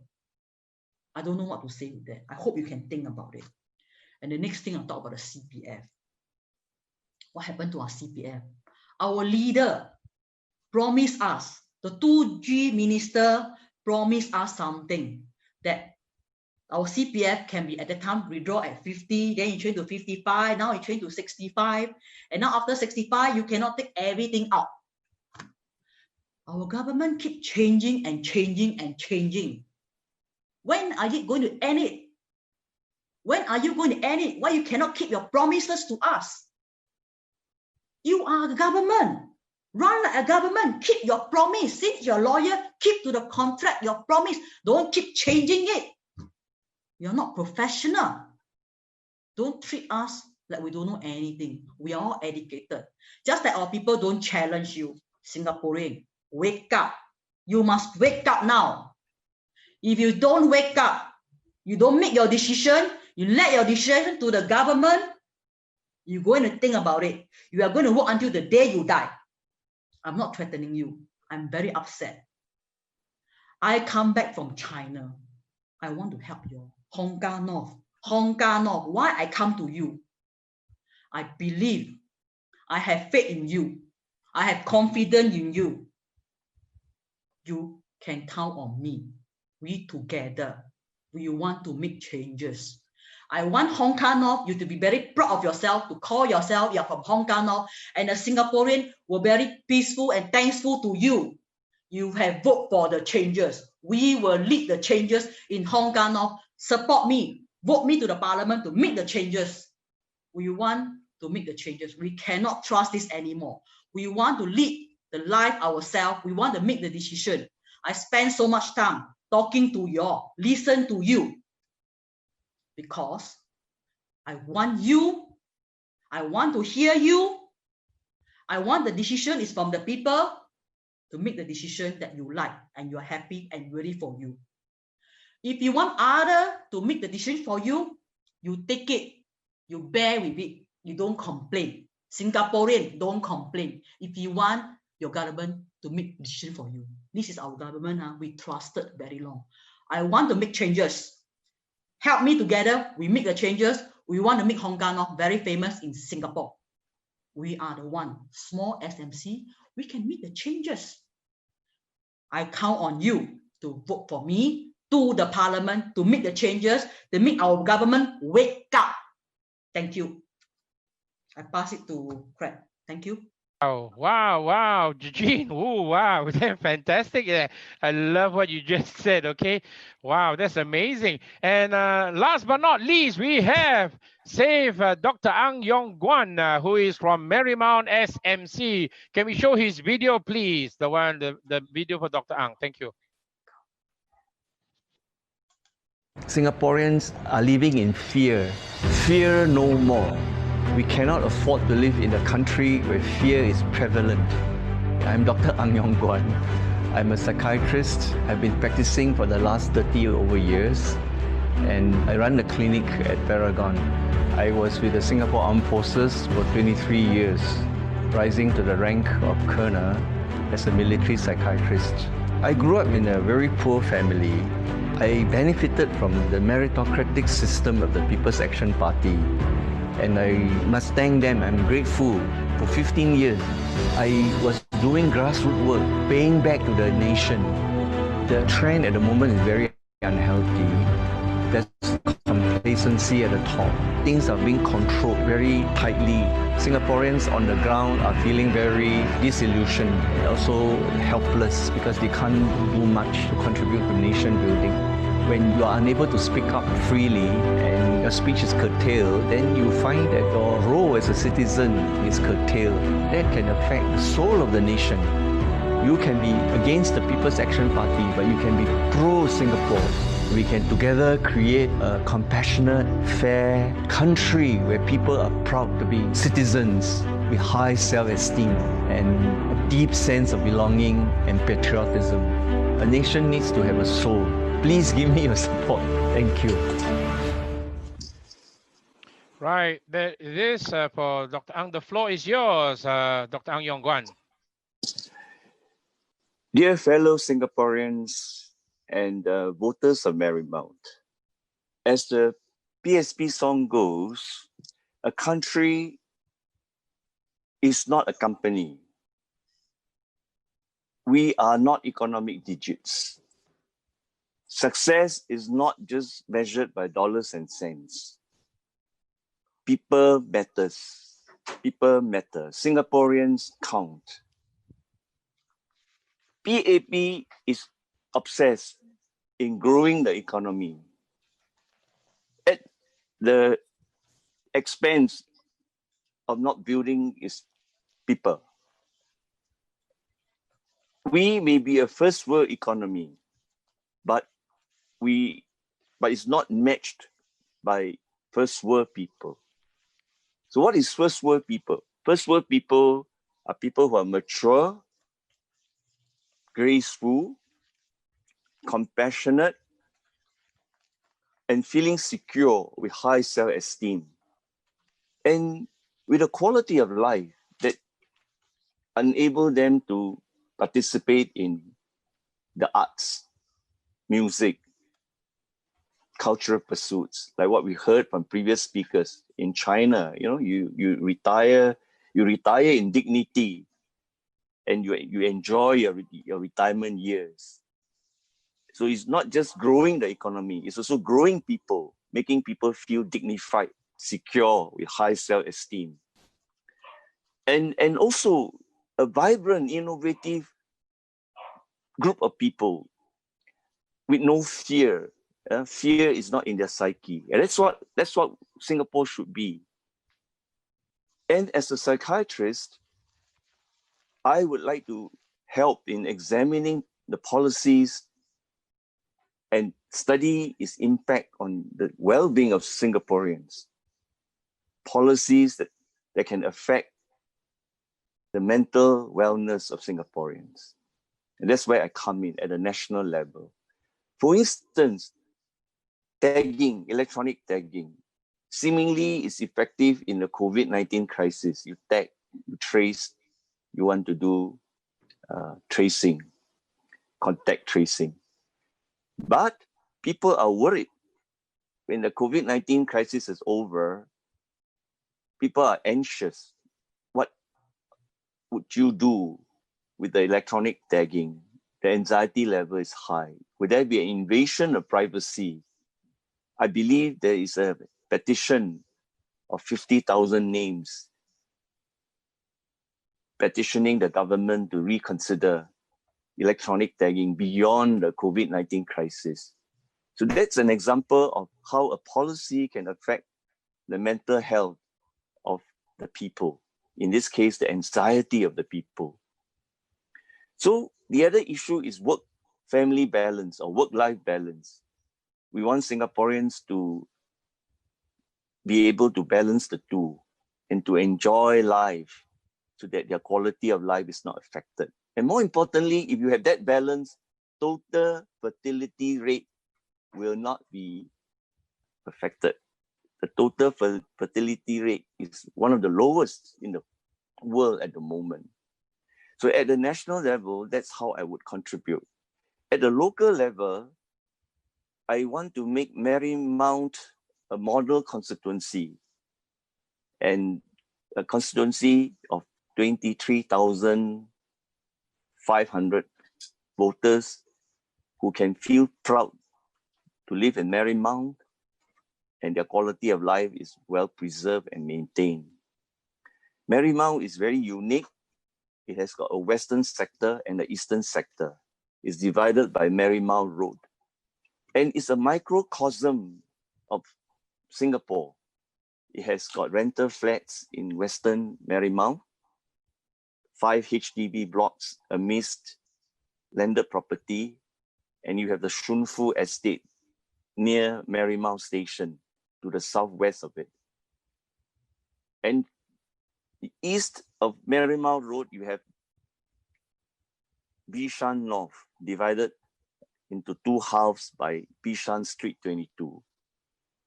So how do we make Marymount unique? I've been walking the ground. I've gotten a lot of feedback. For instance, in Western Marymount, they are talking about having a feeder bus service. At the moment, it's bus 130. Apparently not enough to cater to the needs of the residents there. Secondly, West Marymount, the 5 blocks of flats are there for the last 40 over years. And the dwellers there feel neglected. They think that not enough attention is given to the 5 blocks of flats. Today, when I was there, block 23, one of the residents was complaining of smell of urine on the ground floor. And whenever there's a funeral wake, shops have to close because there was no parking space available. And they built a tentage, at the parking area, and therefore blocking the streets. There is a double-story car park there, but it has got to be more space created. So question of how to enlarge that car park. So these are local issues. And of course, Block 26 is a rental block and it has its own issues. And we really have to find out how we can assist in beautifying West Marymount. For East Marymount, it's a different set of problems. I noticed many tuition centers in East Marymount. So when I'm in Parliament, if I'm elected, I would look into how do we standardize, how do we make sure that the quality of the tuition given, is standardized. Perhaps I need to form an education subcommittee to look into it. So these are issues related to East Marymount. Then finally, my opponent, Ms. Gan, first Brigadier General, woman Brigadier General, pilot in the armed forces. Of course, very talented, very capable. But in terms of experience in grassroots work, in community work, in her understanding of issues, I think I am more experienced than her. So we will fight it out in the remaining 3 days to see who is better in winning this battle between a colonel and a general. Whatever it is, I look forward to have the opportunity to build Marymount SMC. Give me your vote, vote me into parliament. You deserve better. Thank you. Back to you, Craig. Thank you very much. That was Dr. Ang Yong Guan, who is in the SMC ward of Marymount. So, okay, guys, what we're going to do now is that we're going to run a video, which is the speech is made by Yuen Pheng, Francis. He is going to talk about a topic that is on the minds of many Singaporeans when you go and vote on this coming Friday, the 10th of July. They have always put the fear into the Singapore. His topic is about fear. And I also like to highlight to all the Singaporeans, apparently right now, the bookies, okay, those people are taking bets on which political party is going to be the PAP. They'll have a clean sweep and wipe out every opposition or alternative political party in Singapore, whereby they win 100% of the seats in parliament, which is numbered at 93 for this coming GE. Or will the alternative parties have a breakthrough and deny them a 2/3 majority? So this has been going around, I think, on WhatsApp and social media, whereby they say, okay, this one is going to be won by PSP, this one will be won by Workers' Party. So that is also a very convenient way to put fear into Singaporeans, whereby, hey, I think I better don't vote the alternative parties. Wait, too many of them come in, and then how? After that, no more PAP government, then how? Singapore will be finished, or we will collapse. And through this video that we are going to put for everyone to understand, Yuen Pheng explains very well how these tactics are used by the incumbent to put fear into Singapore. My good tech people, can you all please run this video to explain about this fear thing that affects all Singaporeans? Thank you.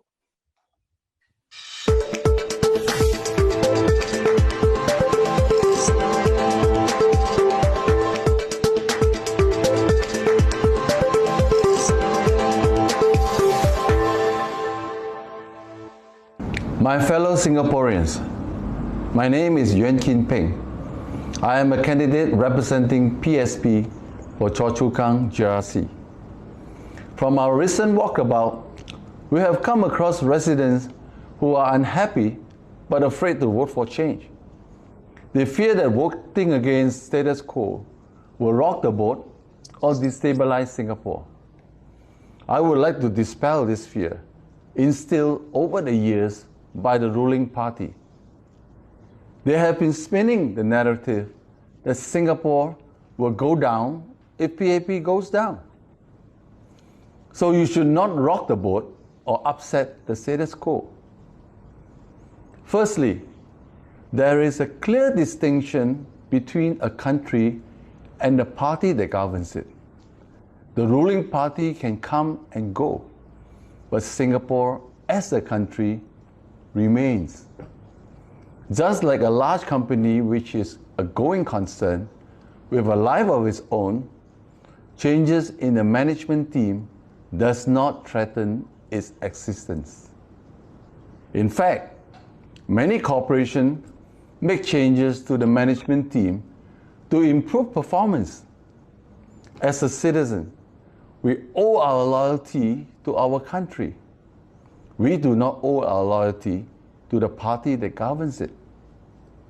By the same token, the civil service, the armed forces, and all government institutions are duty-bound to serve the country and our people, not the ruling party.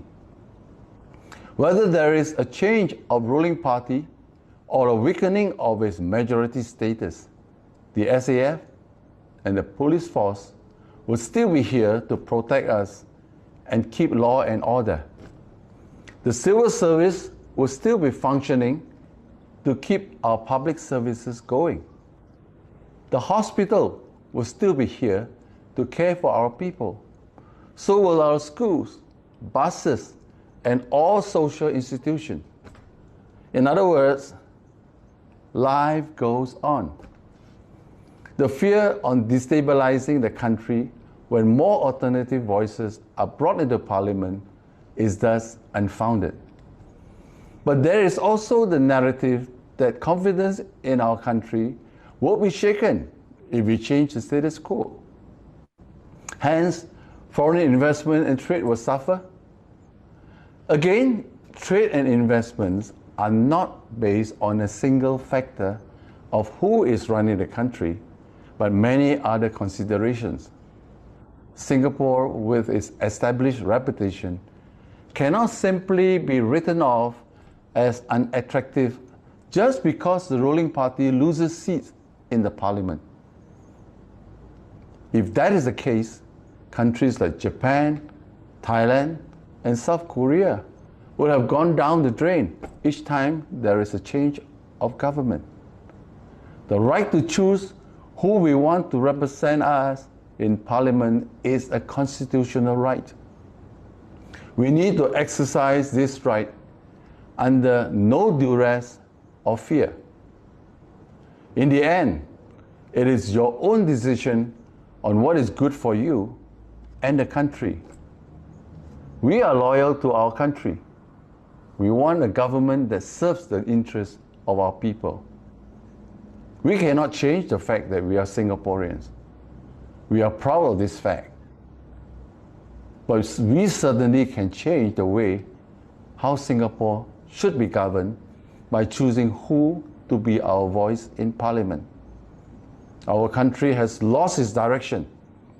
We need change to bring it back on track. You have the right to vote for this change.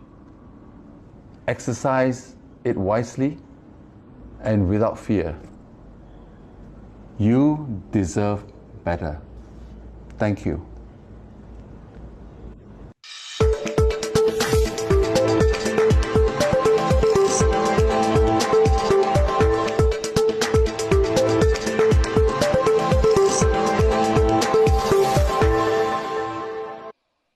Right, thank you very much. That was a video by Yuen Pheng, Francis, talking about the fear factor in Singapore politics, whereby Singaporeans have been conditioned through the years that if the PAP is no longer in control, Singapore will be finished. Okay, folks, it's now 5 minutes to 10 based on the clock that I have on my wall, thereabouts. So we are supposed to end this session at 10. So how now?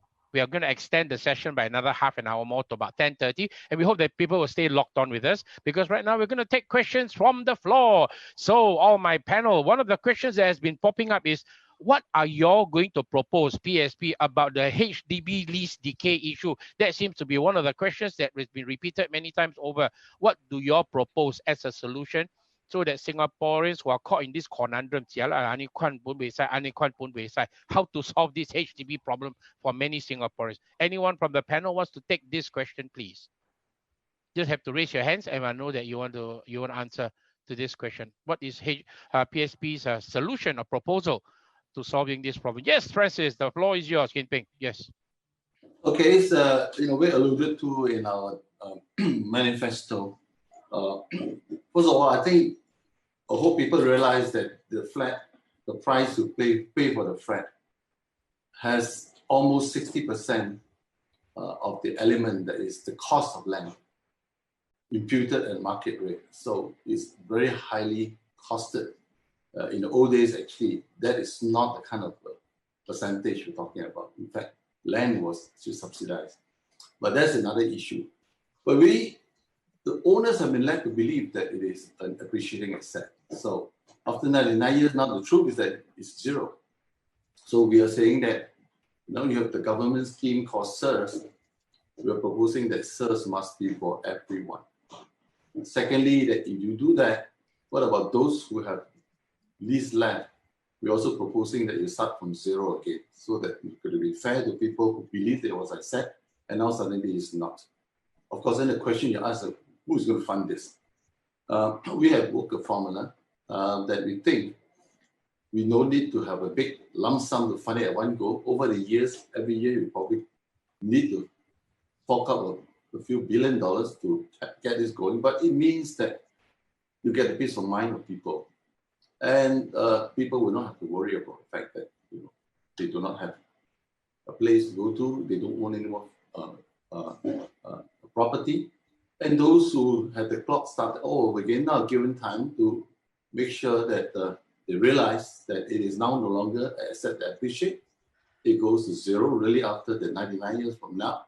And those who are going to enjoy this or be given the CERS, we also propose that actually if they do not want to have a new home, they can actually trade in these CERS and convert it into cash into the CPF so that they have money for retirement. And then they go on the basis of renting of flats from then on. So in concept, this is how we're going to go about doing it. There are a lot of details, and of course there will be a lot of the details are important. We have calculated, and if you are interested, we can surely share with you the details of how this can be funded and how the mechanism of working this out can be executed and implemented. Thank you.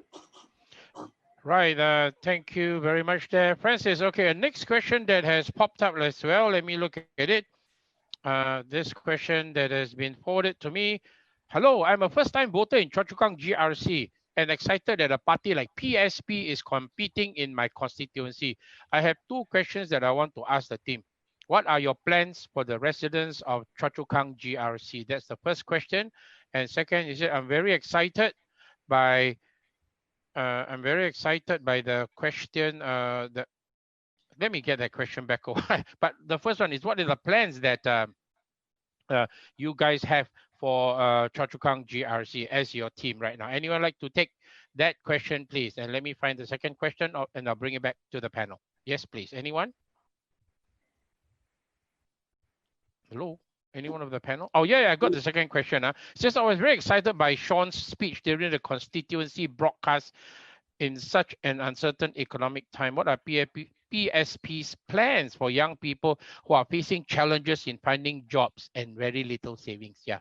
So that's the second part of the question. First part, what are your plans for the residents of CCK, that's Chua Chu Kang GRC? And the second one is about Sean's speech during the constituency broadcast, whereby in such uncertain economic times, what are PSP's plans for young people who are facing challenges in finding jobs? So who wants to take on the first question? What are the plans that you guys have? Let me take on the first question. Sure. I think there are many, there are several initiatives that we want to embark on. Firstly, we are going to, this afternoon, for example, the residents I met with complaints about inadequacy of bus transport and so on. So there are several initiatives. So one of our initiatives would be to review the current amenities like bus services and also, for example, hawker center. There is a hawker center that's planned to be built, but that is only in 2026.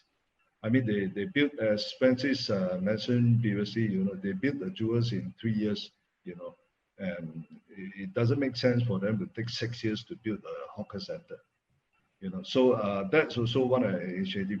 And some residents also complain, for example, about the resale value of the Chua Chu Kang flats appear to be lower than some other towns like Punggol and so on. As far as resale prices is concerned, for example, it's a question of demand and supply. Okay, it's an indication that home buyers are not looking at Chua Chu Kang, and that may be because there are not enough amenities. As I mentioned just now, hawker center and so on. The whole neighborhood I walked, and for example, there was only one NTUC, one supermarket, and very few coffee shops and so on. So all these amenities have to be improve upon, so that it makes Choa Chu Kang a more vibrant town.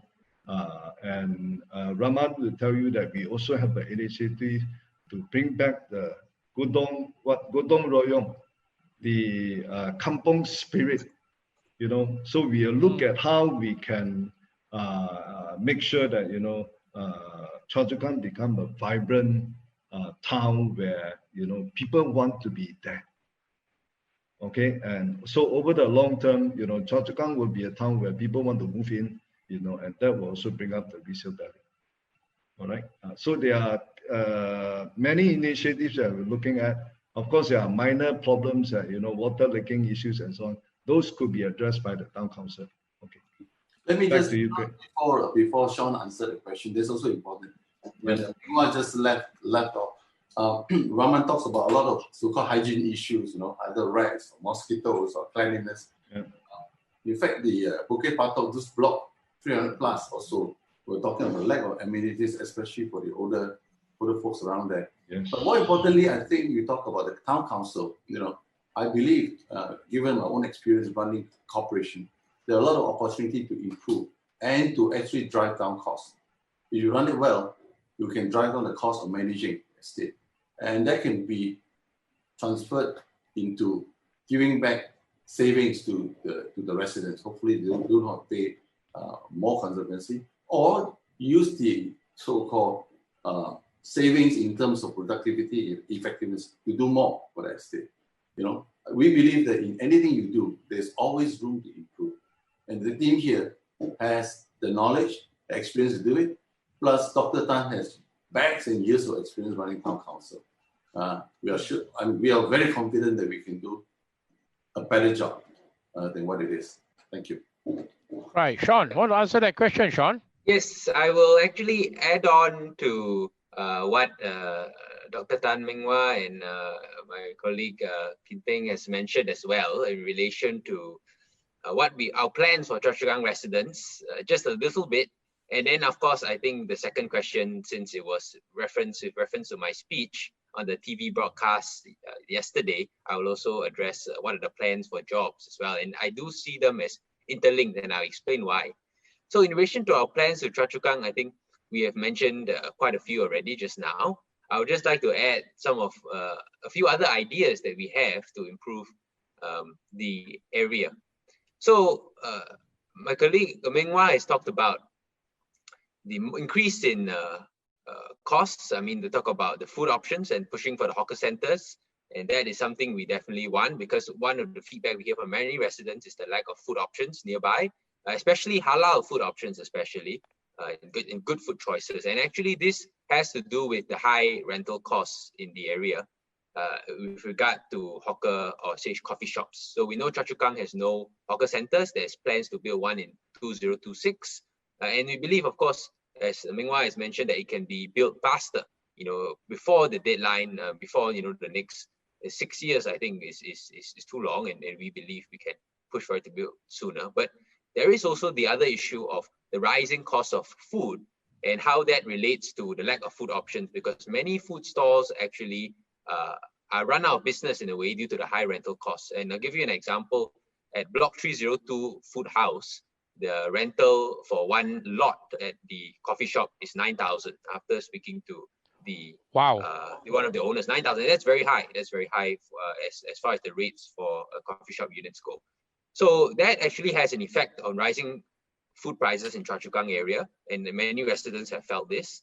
And of course, with regards to the lack of food options, because of the high rental costs, many hawkers are unable to sustain the business, and therefore they go out of business, changing hands over time, and that doesn't allow them to maintain a presence and build their recipes and their brands and really increase the quality of the food over time. So I think that is one area. The lack of food options is a feedback we commonly hear, and we hope to address this. The second one, of course, would be the issue of dengue in the area. So we know the government has, released the Wolbachia mosquitoes to try and combat this issue, but unfortunately, we think it is something that tries to solve one problem but creates another problem.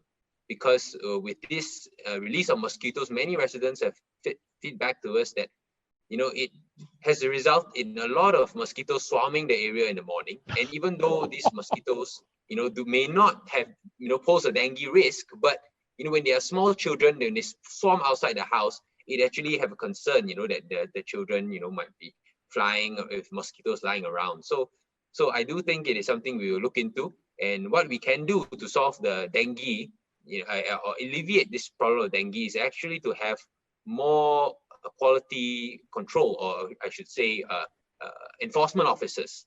And this is currently under NEA, but what we can do, instead of having NEA take on the mantle entirely, we can also employ local Choa Chu Kang residents who stay in the area, and that is a form of jobs as well. So that, to me, answers part of the second question that was posed in regards to what can we do to help to increase jobs in the area, with the concerns over COVID affecting many people's livelihoods.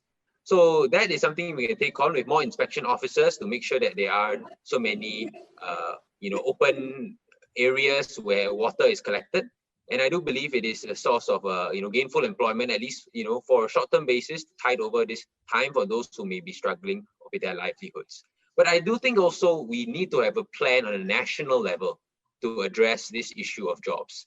And in our manifesto, we talk about a resurgence strategy, and that really is about providing stronger support for our local SMEs. The fact is that they employ 70% of our workforce, and 99% of all enterprises in Singapore can be characterized as SMEs. And currently, our economic model as it stands really does not support them sufficiently. There is a lot of support for large companies, MNCs and GLCs in terms of taxes and subsidies. But with regard to our SMEs, when we conducted our roundtable discussion just a few weeks ago, many of them shared a concern that the funds that they are receiving, or it's not sufficient to tide them over during COVID, and as a result, they have to close shop. Many of them also talk about how there's insufficient clarity on how to apply for these schemes, and the paperwork that's involved as well. So we hope that with stronger support for our local SMEs, that will actually drive an engine of growth in Singapore, and that will result in a stronger economic plan that is able to take us through this post-COVID times that we are in. So I would say that would be the two-pronged approach to resolve the issues of job security, so that Singaporeans can feel secure that their future is safe. Yep, thanks, Craig. Back to you. Yeah, can I add something there, Craig? Yeah, sure. Go ahead, Rahman. The floor is yours. Yes. Okay. There are plenty of unoccupied or vacant land in Choa Chu Kang, and they're not fully utilized. Now we can convert this as a temporary recreational areas, with walking path, cycling, and there's not enough of flowering plants in Choa Chu Kang. It looks like very dull. The trees are all not very well taken care of. So we want to build some of an ecosystem whereby the environment is close to the human. We have flowering, we have maybe fruit plants as well.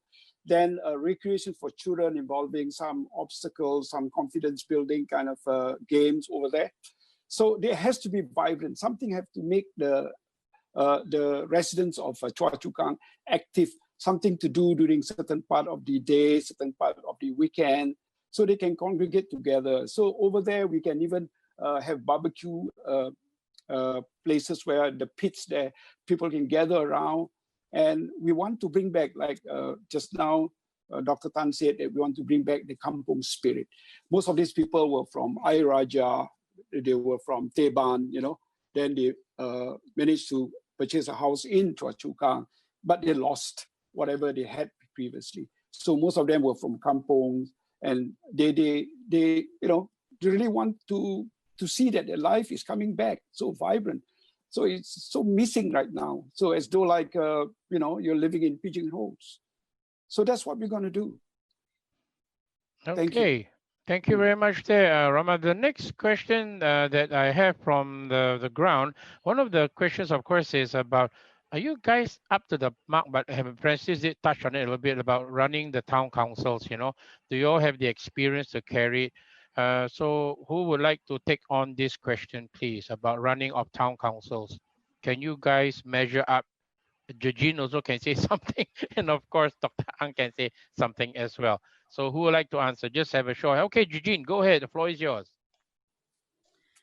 Actually, I do not know why everybody is so concerned about running the town council. It's just like running a company to me in China. Managing leave, cleanliness, repair, maintenance. Why make you so concerned about that? We already said, emphasized so many times. Dr. Tan Cheng Bok have been running town council, okay? And also, we have so many experienced management people, just like running a company. Since the government can be running the company, like running government or running a company, we can also run a town council. Don't worry about that, okay? And trust us, Tan Cheng Bok have the experience, have the expertise to run the town council, okay? Don't keep on asking us the same question. Something relevant would be better, right? Thank you. Okay. Let me just add that actually we already have a team of professionals, under the leadership of Dr. Tan Cheng Bok. We already have a team of people who are looking into all the systems that are required to run the town council. We also have the system expert, IT system experts to look at the taking over the the IT aspect. We also have Kayla, who is able to. We also have people who are familiar with auditing and accounting to look into the accounting system and so on. So everything is actually in place, and that, as Chijin say, this is merely. I'm sure there may be hiccup during the transfer over, minor hiccups and so on, but that's part and parcel of the transfer process. And the learning curve can be very short with the expertise or with the team of the people we put together. So there's really no issue. Thank you. Right, thank you. Yes, Dr. Ang, your turn, please. Yio Chu Kang, Kebun Baru, and Marymount are together. And if all three of us win, or when three of us win, we can form joint town council for economy of scale. And this will be backed up by HQ with all the resources and know-how. So not a real issue. In the event only one wins, we can still continue with help from the HQ. And there are other examples, Potong Pasir Town Council and Hougang Town Council. So really not a big problem. As Jijin say, it's like running a company, really not a big issue. Okay, over to you. Thank you very much. Yeah, this was one of the issues, I guess maybe because the Workers' Party, when they won Aljunied GRC back in 2011, suddenly the software that was used to manage the town council system was pulled up away from them to use, So they had to scramble to build a system. But as Mengwa was explaining just now, we have got Harish, who is already got something in the pipeline. So that one, no worries. Because eventually what that happened in 2011 was that they formed a $2 company. Apparently the paid up was $2 called AIM, right? And all the software from all the town councils that were being used was transferred to this company, and all the existing PAP managed town councils had to then lease the software from this company called AIM.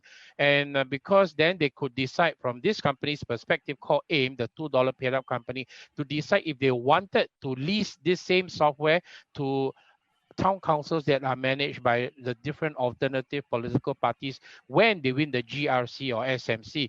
So I guess the odds were stacked up, against us. So for those of you who may not remember, that was a trip down memory lane, and it was a real challenge, I guess, at that point in time for the Workers' Party when they won or did the impossible and won the Aljunied GRC. So not to worry, I guess, for all the voters who are watching us right now, this is a problem that, yes, Mengwa, the floor is yours. Yes.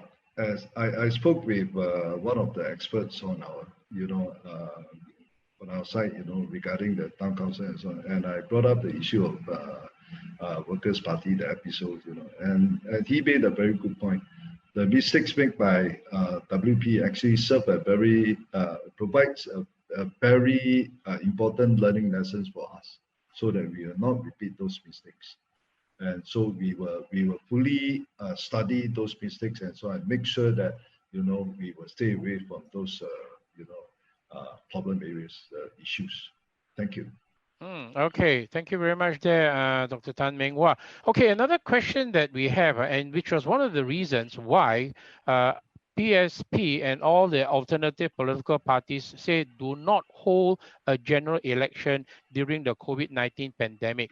A few people have been asking, we have a multi-ministry task force that is supposed to oversee how they handle the COVID-19. Right now, Parliament has been dissolved. No one is in charge, so-called, no one is in charge. And civil servants from the different ministries have to step up to take care of it. So what happens now if suddenly in your ward, Gan Kim Yong is not voted in, then how? No more health minister. Is that a bad thing? Actually, you could let the other experts come in and take over the job, right? Who would like to answer? Because then you could let someone like Paul Tambaya come in. Yes, Francis. Yes, Francis, the floor is yours. Precisely. I mean, as you have seen in the video that I shared, don't get worried about the fact that a minister is not there and then the whole ministry collapsed. There's such a thing called permanent secretary in the ministry. I came from the civil service myself. They are really the people really doing the job, the day-to-day operational work. And also the whole army and organization that will not be affected by who the big boss is in the ministry. It's just like in any company, the CEO can change overnight. The company just don't collapse and stop producing the goods or services. So the same thing, the health ministry will carry on. We've got capable doctors, nurses, and administrators, all will be there. And they are to serve the country, they're not to serve the party. So if any party that goes in to take on, for us, when we win the election, I'm sure there will be a replacement that we can find to take over the job. Or if the incumbent party is still the majority, they can find another minister to go and take over. If they cannot do that, I would ask the question, why is it that do not groom a system that Mr. Lee Kuan Yew has said that must survive the people that manages it? It's like company, you cannot grow a system that will die when the top management goes. It's got to be a going concern. Then it will be the biggest failure of the PAP not to have ministries and systems that cannot run with personality that change. So I would urge all not to be worried about this. The ministry will carry on. The task force will carry on. The people may change in the task force, like Craig said. We may invite Dr. Tambaya to come in, he's the right guy to come, and other experts to come in, with other people with experience dealing with crisis to come in. And for all you know, we may solve the problem faster. Thank you. That's right. Okay, yes, Meng Hua, the floor is yours. Yes. Let me just point out that if they're really worried about not having a health minister, to continue, taking care of or tackling the crisis, then they should not have dissolved the parliament. Why did they dissolve a parliament and put themselves in this position? You get my point? I mean, yes. They are really, as I mentioned earlier on during my speech, we have just got out of the circuit breaker. Everybody is uncertain, everybody is afraid, and they set up the fear, by painting very frightening scenarios ahead and so on. And they are trying to, push the election and to try to win this election where everybody is still gripped by the fear and uncertainty. And that puts them in a position where, Mr. Kang can be voted out. But having said that, as Francis mentioned, the system will continue. All right, Mr. Kang is not indispensable. As what they always tell us in the army, no one is indispensable. There will always be someone who will be up to the task to take over. Thank you. Right there, Meng Hua. Good point you have made there. Okay, the next one is a bit sensitive, but it shows that we're not going to avoid the sensitive questions. This is from a guy called David Tan from Chua. What is PSP stand on repealing 377A? gay rights, and do you guys agree to gay marriages? Wow, this is a very sensitive question. So who in the panel would like to take on this question? What is PSP stance on 377A? And do you think is Singapore ready to agree to gay marriages? So anyone from the panel would like to answer this question? I'm only the moderator, so I'm not allowed to answer on your behalf. Yes, anyone? What is PSP stand? Sean, you want to jump in or you want me to start? I can make a comment first. Basically, I think you have heard Dr. Tan talk about this as well. We were against criminalizing. And this subject is a bit complicated because it involves different values, different so-called thinking, and it needs discussion, it needs understanding from the various community so that we can come to bear. But we do take a stand that we should not criminalize, and that is the aspect that we are the stand that is very clear. Sean, you are a legal guy, maybe you can give some other take on this as well. Well, it probably is more than just it's societal, are we ready to accept this kind of thing, taking into effect that Singapore is still a rather conservative society in some respects, right? So these are the factors that have to be taken into consideration. So Sean, what is your take on this, being a young person? Yes. Well, first of all, I mean, as Francis has mentioned, we do not object to its repeal if it is only to remove the criminal punishment against homosexuals. But currently, what has transpired with regard to the debate of 377A is that it has become, in a way, a proxy combat zone for other issues. We talk about sanctity of marriage or parenthood, gender identity, traditional family structures. So, I mean, it is a very complex issue. I mean, and Craig has rightly pointed out that it is something as a party we do have, sort of discussions about and different thoughts on. I mean, not that we are not unified, but I think there is a room for diversity when it comes to, viewpoints on such matters. So, I mean, ultimately on these matters, we do feel it is strongly about, removing any kind of discrimination, first of all, would be the key priority. Ultimately, what still persists is, unfair discriminatory practices, especially in regards to the workplace. And these are things that we need to look at, as the nation, whether there should be a bias against people for their sexual orientation, when it comes to job performance and so on.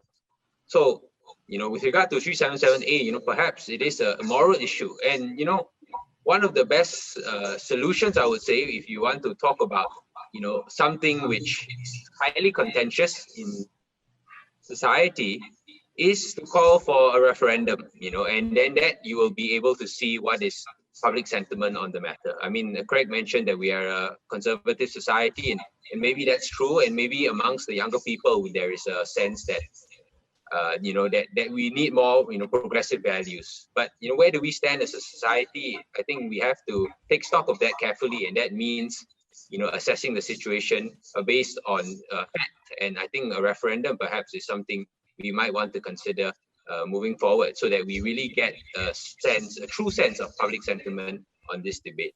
Yep, thanks. Thank you very much there. All right, Sean, I'd just like to let you guys know we are down to the last couple of minutes. And what I want to do is to give each one of you 1 minute to sum up why the voters where you guys are standing in particular right now is Chua Chu Kang GRC and Hong Kong North SMC and Marymount SMC. Starting with Francis, I'll give you 1 minute to explain why the voters there should vote you guys in to represent them and speak up for them in Parliament. Francis, the floor is yours. I'm timing you guys, by the way. I just want to make it very short. I want to just relate a very short story with only 1 minute, within a minute. All of you will remember in the handphone days, in the 80s, early 90s, Motorola and Nokia was #1 brand. Apple was a new guy coming, but Apple became the top brand, and along, of course, with Samsung and Huawei. Why? Because Apple were able to see the needs of its customer, just like PSP able to see the needs of customer. Created a platform that integrate their needs and give them a brand new experience. That means they solve problems, whereas the old party were complacent and believe that they are They know everything. They know all. They know your needs, and do not listen. So they decline. As Mr. Lee Kuan Yew said, there will come a time when people want to choose the other side because PAP either declining quality or the opposition has an equal team. So I would urge all the people of Singapore, the voters, especially the voters of Choa Chu Kang, we are the apple that is going to develop into a party that gives you new experience, understand the problem of the country, and with the team ready to solve the problem and construct it for the good of Singapore. So give us a chance. We will not disappoint you. Thank you. Thank you very much there, Francis. That was your 1 minute roundup. Very good. You did it pretty well. Next person is Dr. Tan Meng Wah. Dr. Tan Meng Wah, the floor is yours. Your 1 minute starts now. Okay. As I mentioned just now, many of the problems we face today are driven by policies. And I'm a policy researcher. Okay, I look at data. Okay, I analyze the policies to decide whether it is good for the people and what policies should be implemented and what policies should be refined. The problem with policies today is that, yes, data is provided, but there are many different ways of looking at data. All right, for example, the government say that, income inequality is the lowest in the past 18 years. It's now the lowest in the past 18 years. Now, from the same set of data that is provided from Department of Statistics, I concluded that inequality is never higher than today. All right, so there are different ways of looking at the data, and that's where I come in. Okay, my job going forward, as I say, my value contribution is to look at the policy, look at the data, and ask questions and get more data. If I need more data to answer questions, my job is to get more data and make sure that the perspectives, the way of looking, as I say, whether a policy is good or bad, it really depends on who is it good for. And I want to make sure that the policies are good for the people. All right, and that's where my value contribution is. Thank you. Okay, thank you very much there, Dr. Tan Meng Wah. Next person will be Rahman. The floor is yours. Your 1 minute starts now. Okay, the present situation in Parliament and also in the political scenery in Singapore, we are without proper check and balance. Without check and balance, we have complacency, right? We have mistakes made. We can't afford to make mistakes because it's very crucial now. The post period for the COVID-19 is even more important for the involvement.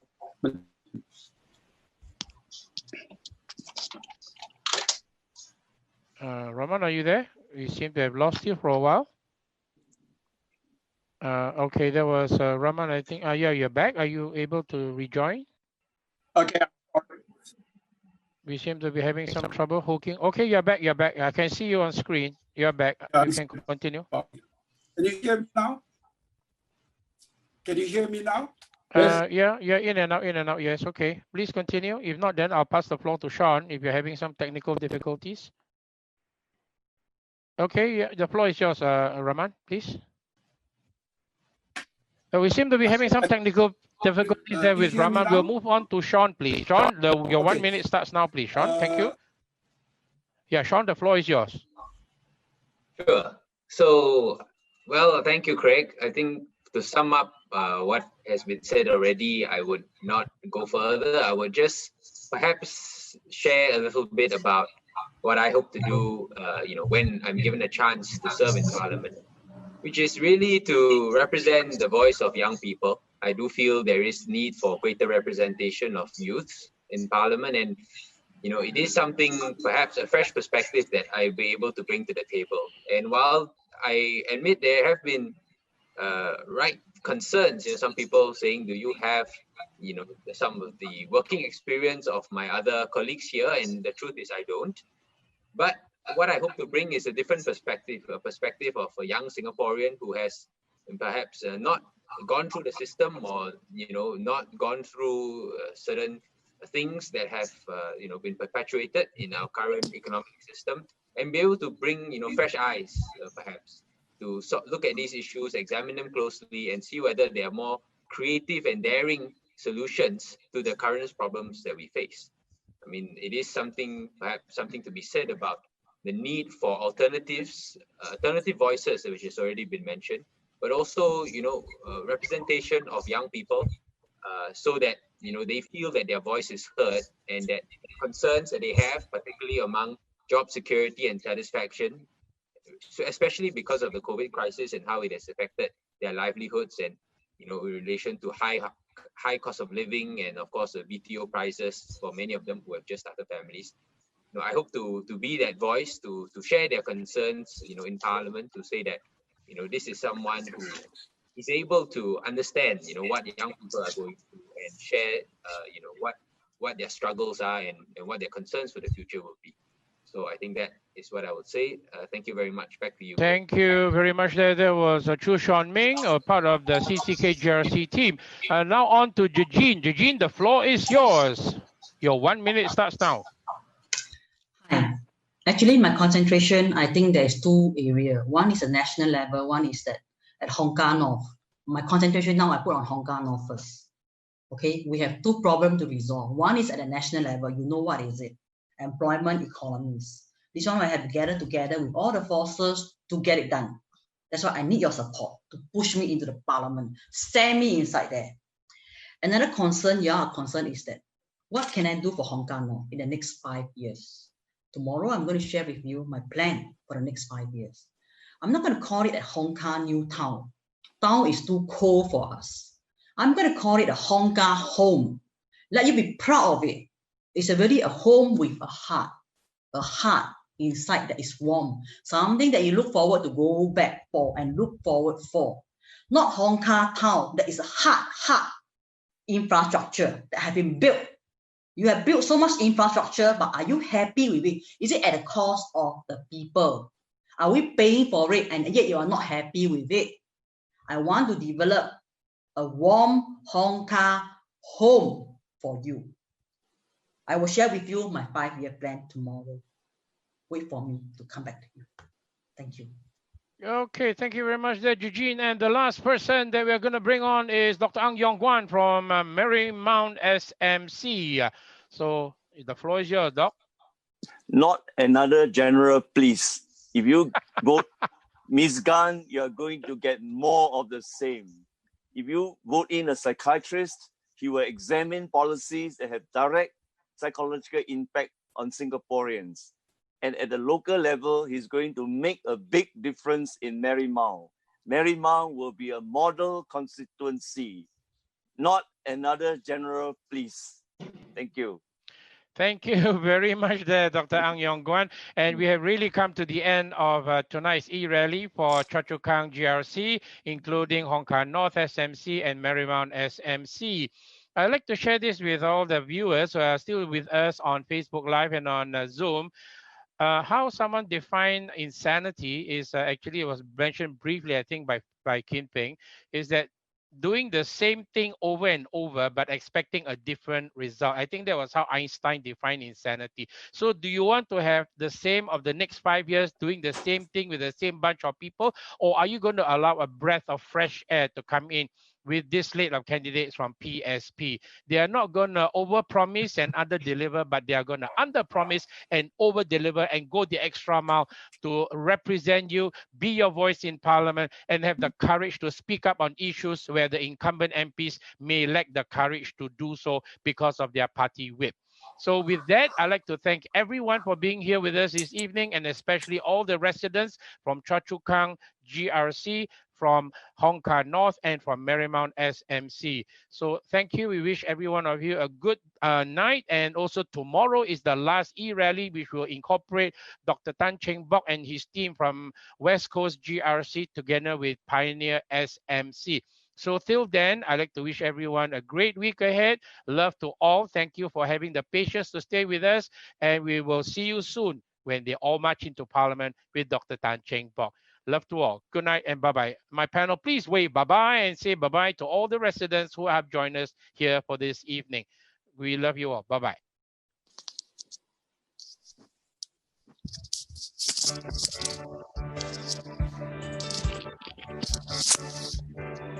We hope you have enjoyed our third e-rally session.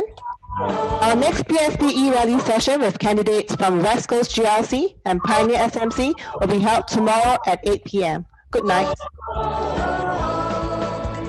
创造美好未来，必须做决定，增加国会强劲的声音，真诚心出关心，倾听降低生活负担，让国家合理合一，共享安居娱乐业，有扶贫中年老公民。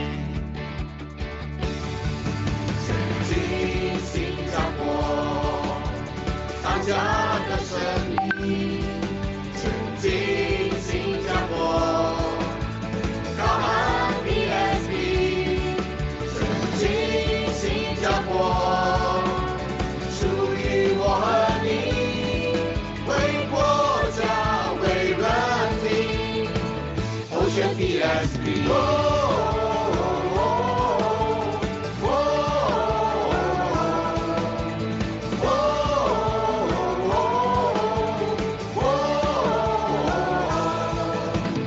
往国家的方针，不唯独考虑盈利，公共服务和设备不该是赚钱的工具。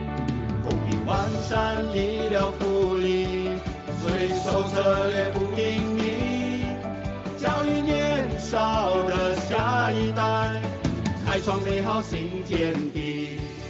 前进新加坡，大家的声音，前进新加坡。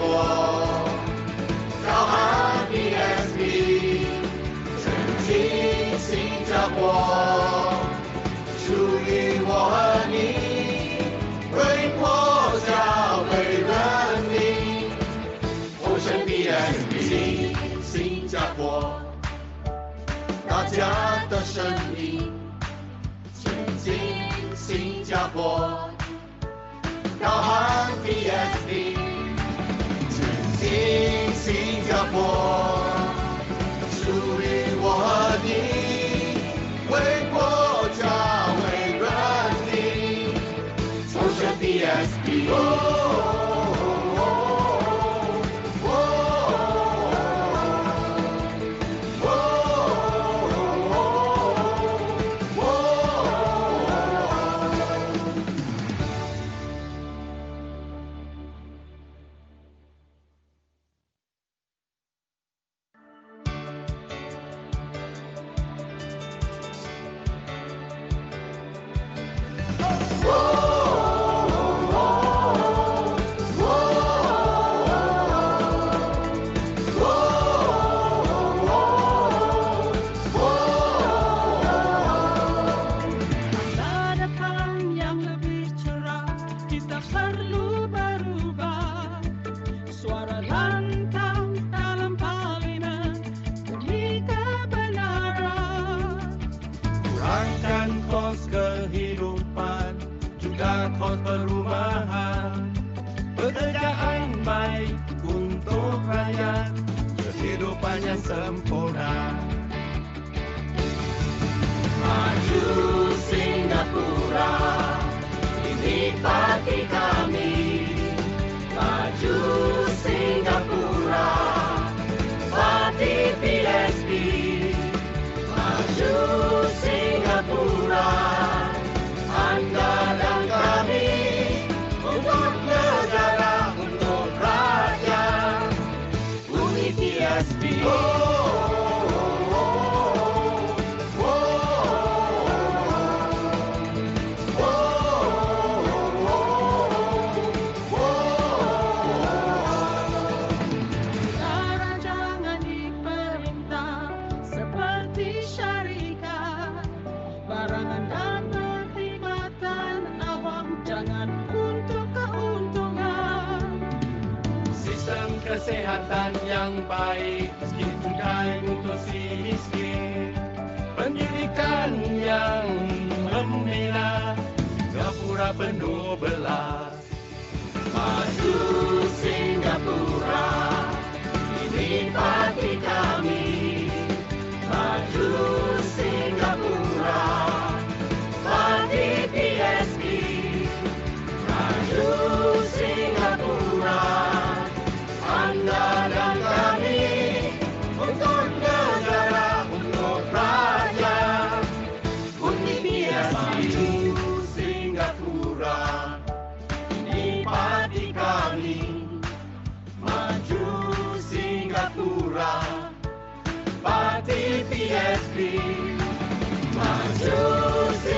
突然。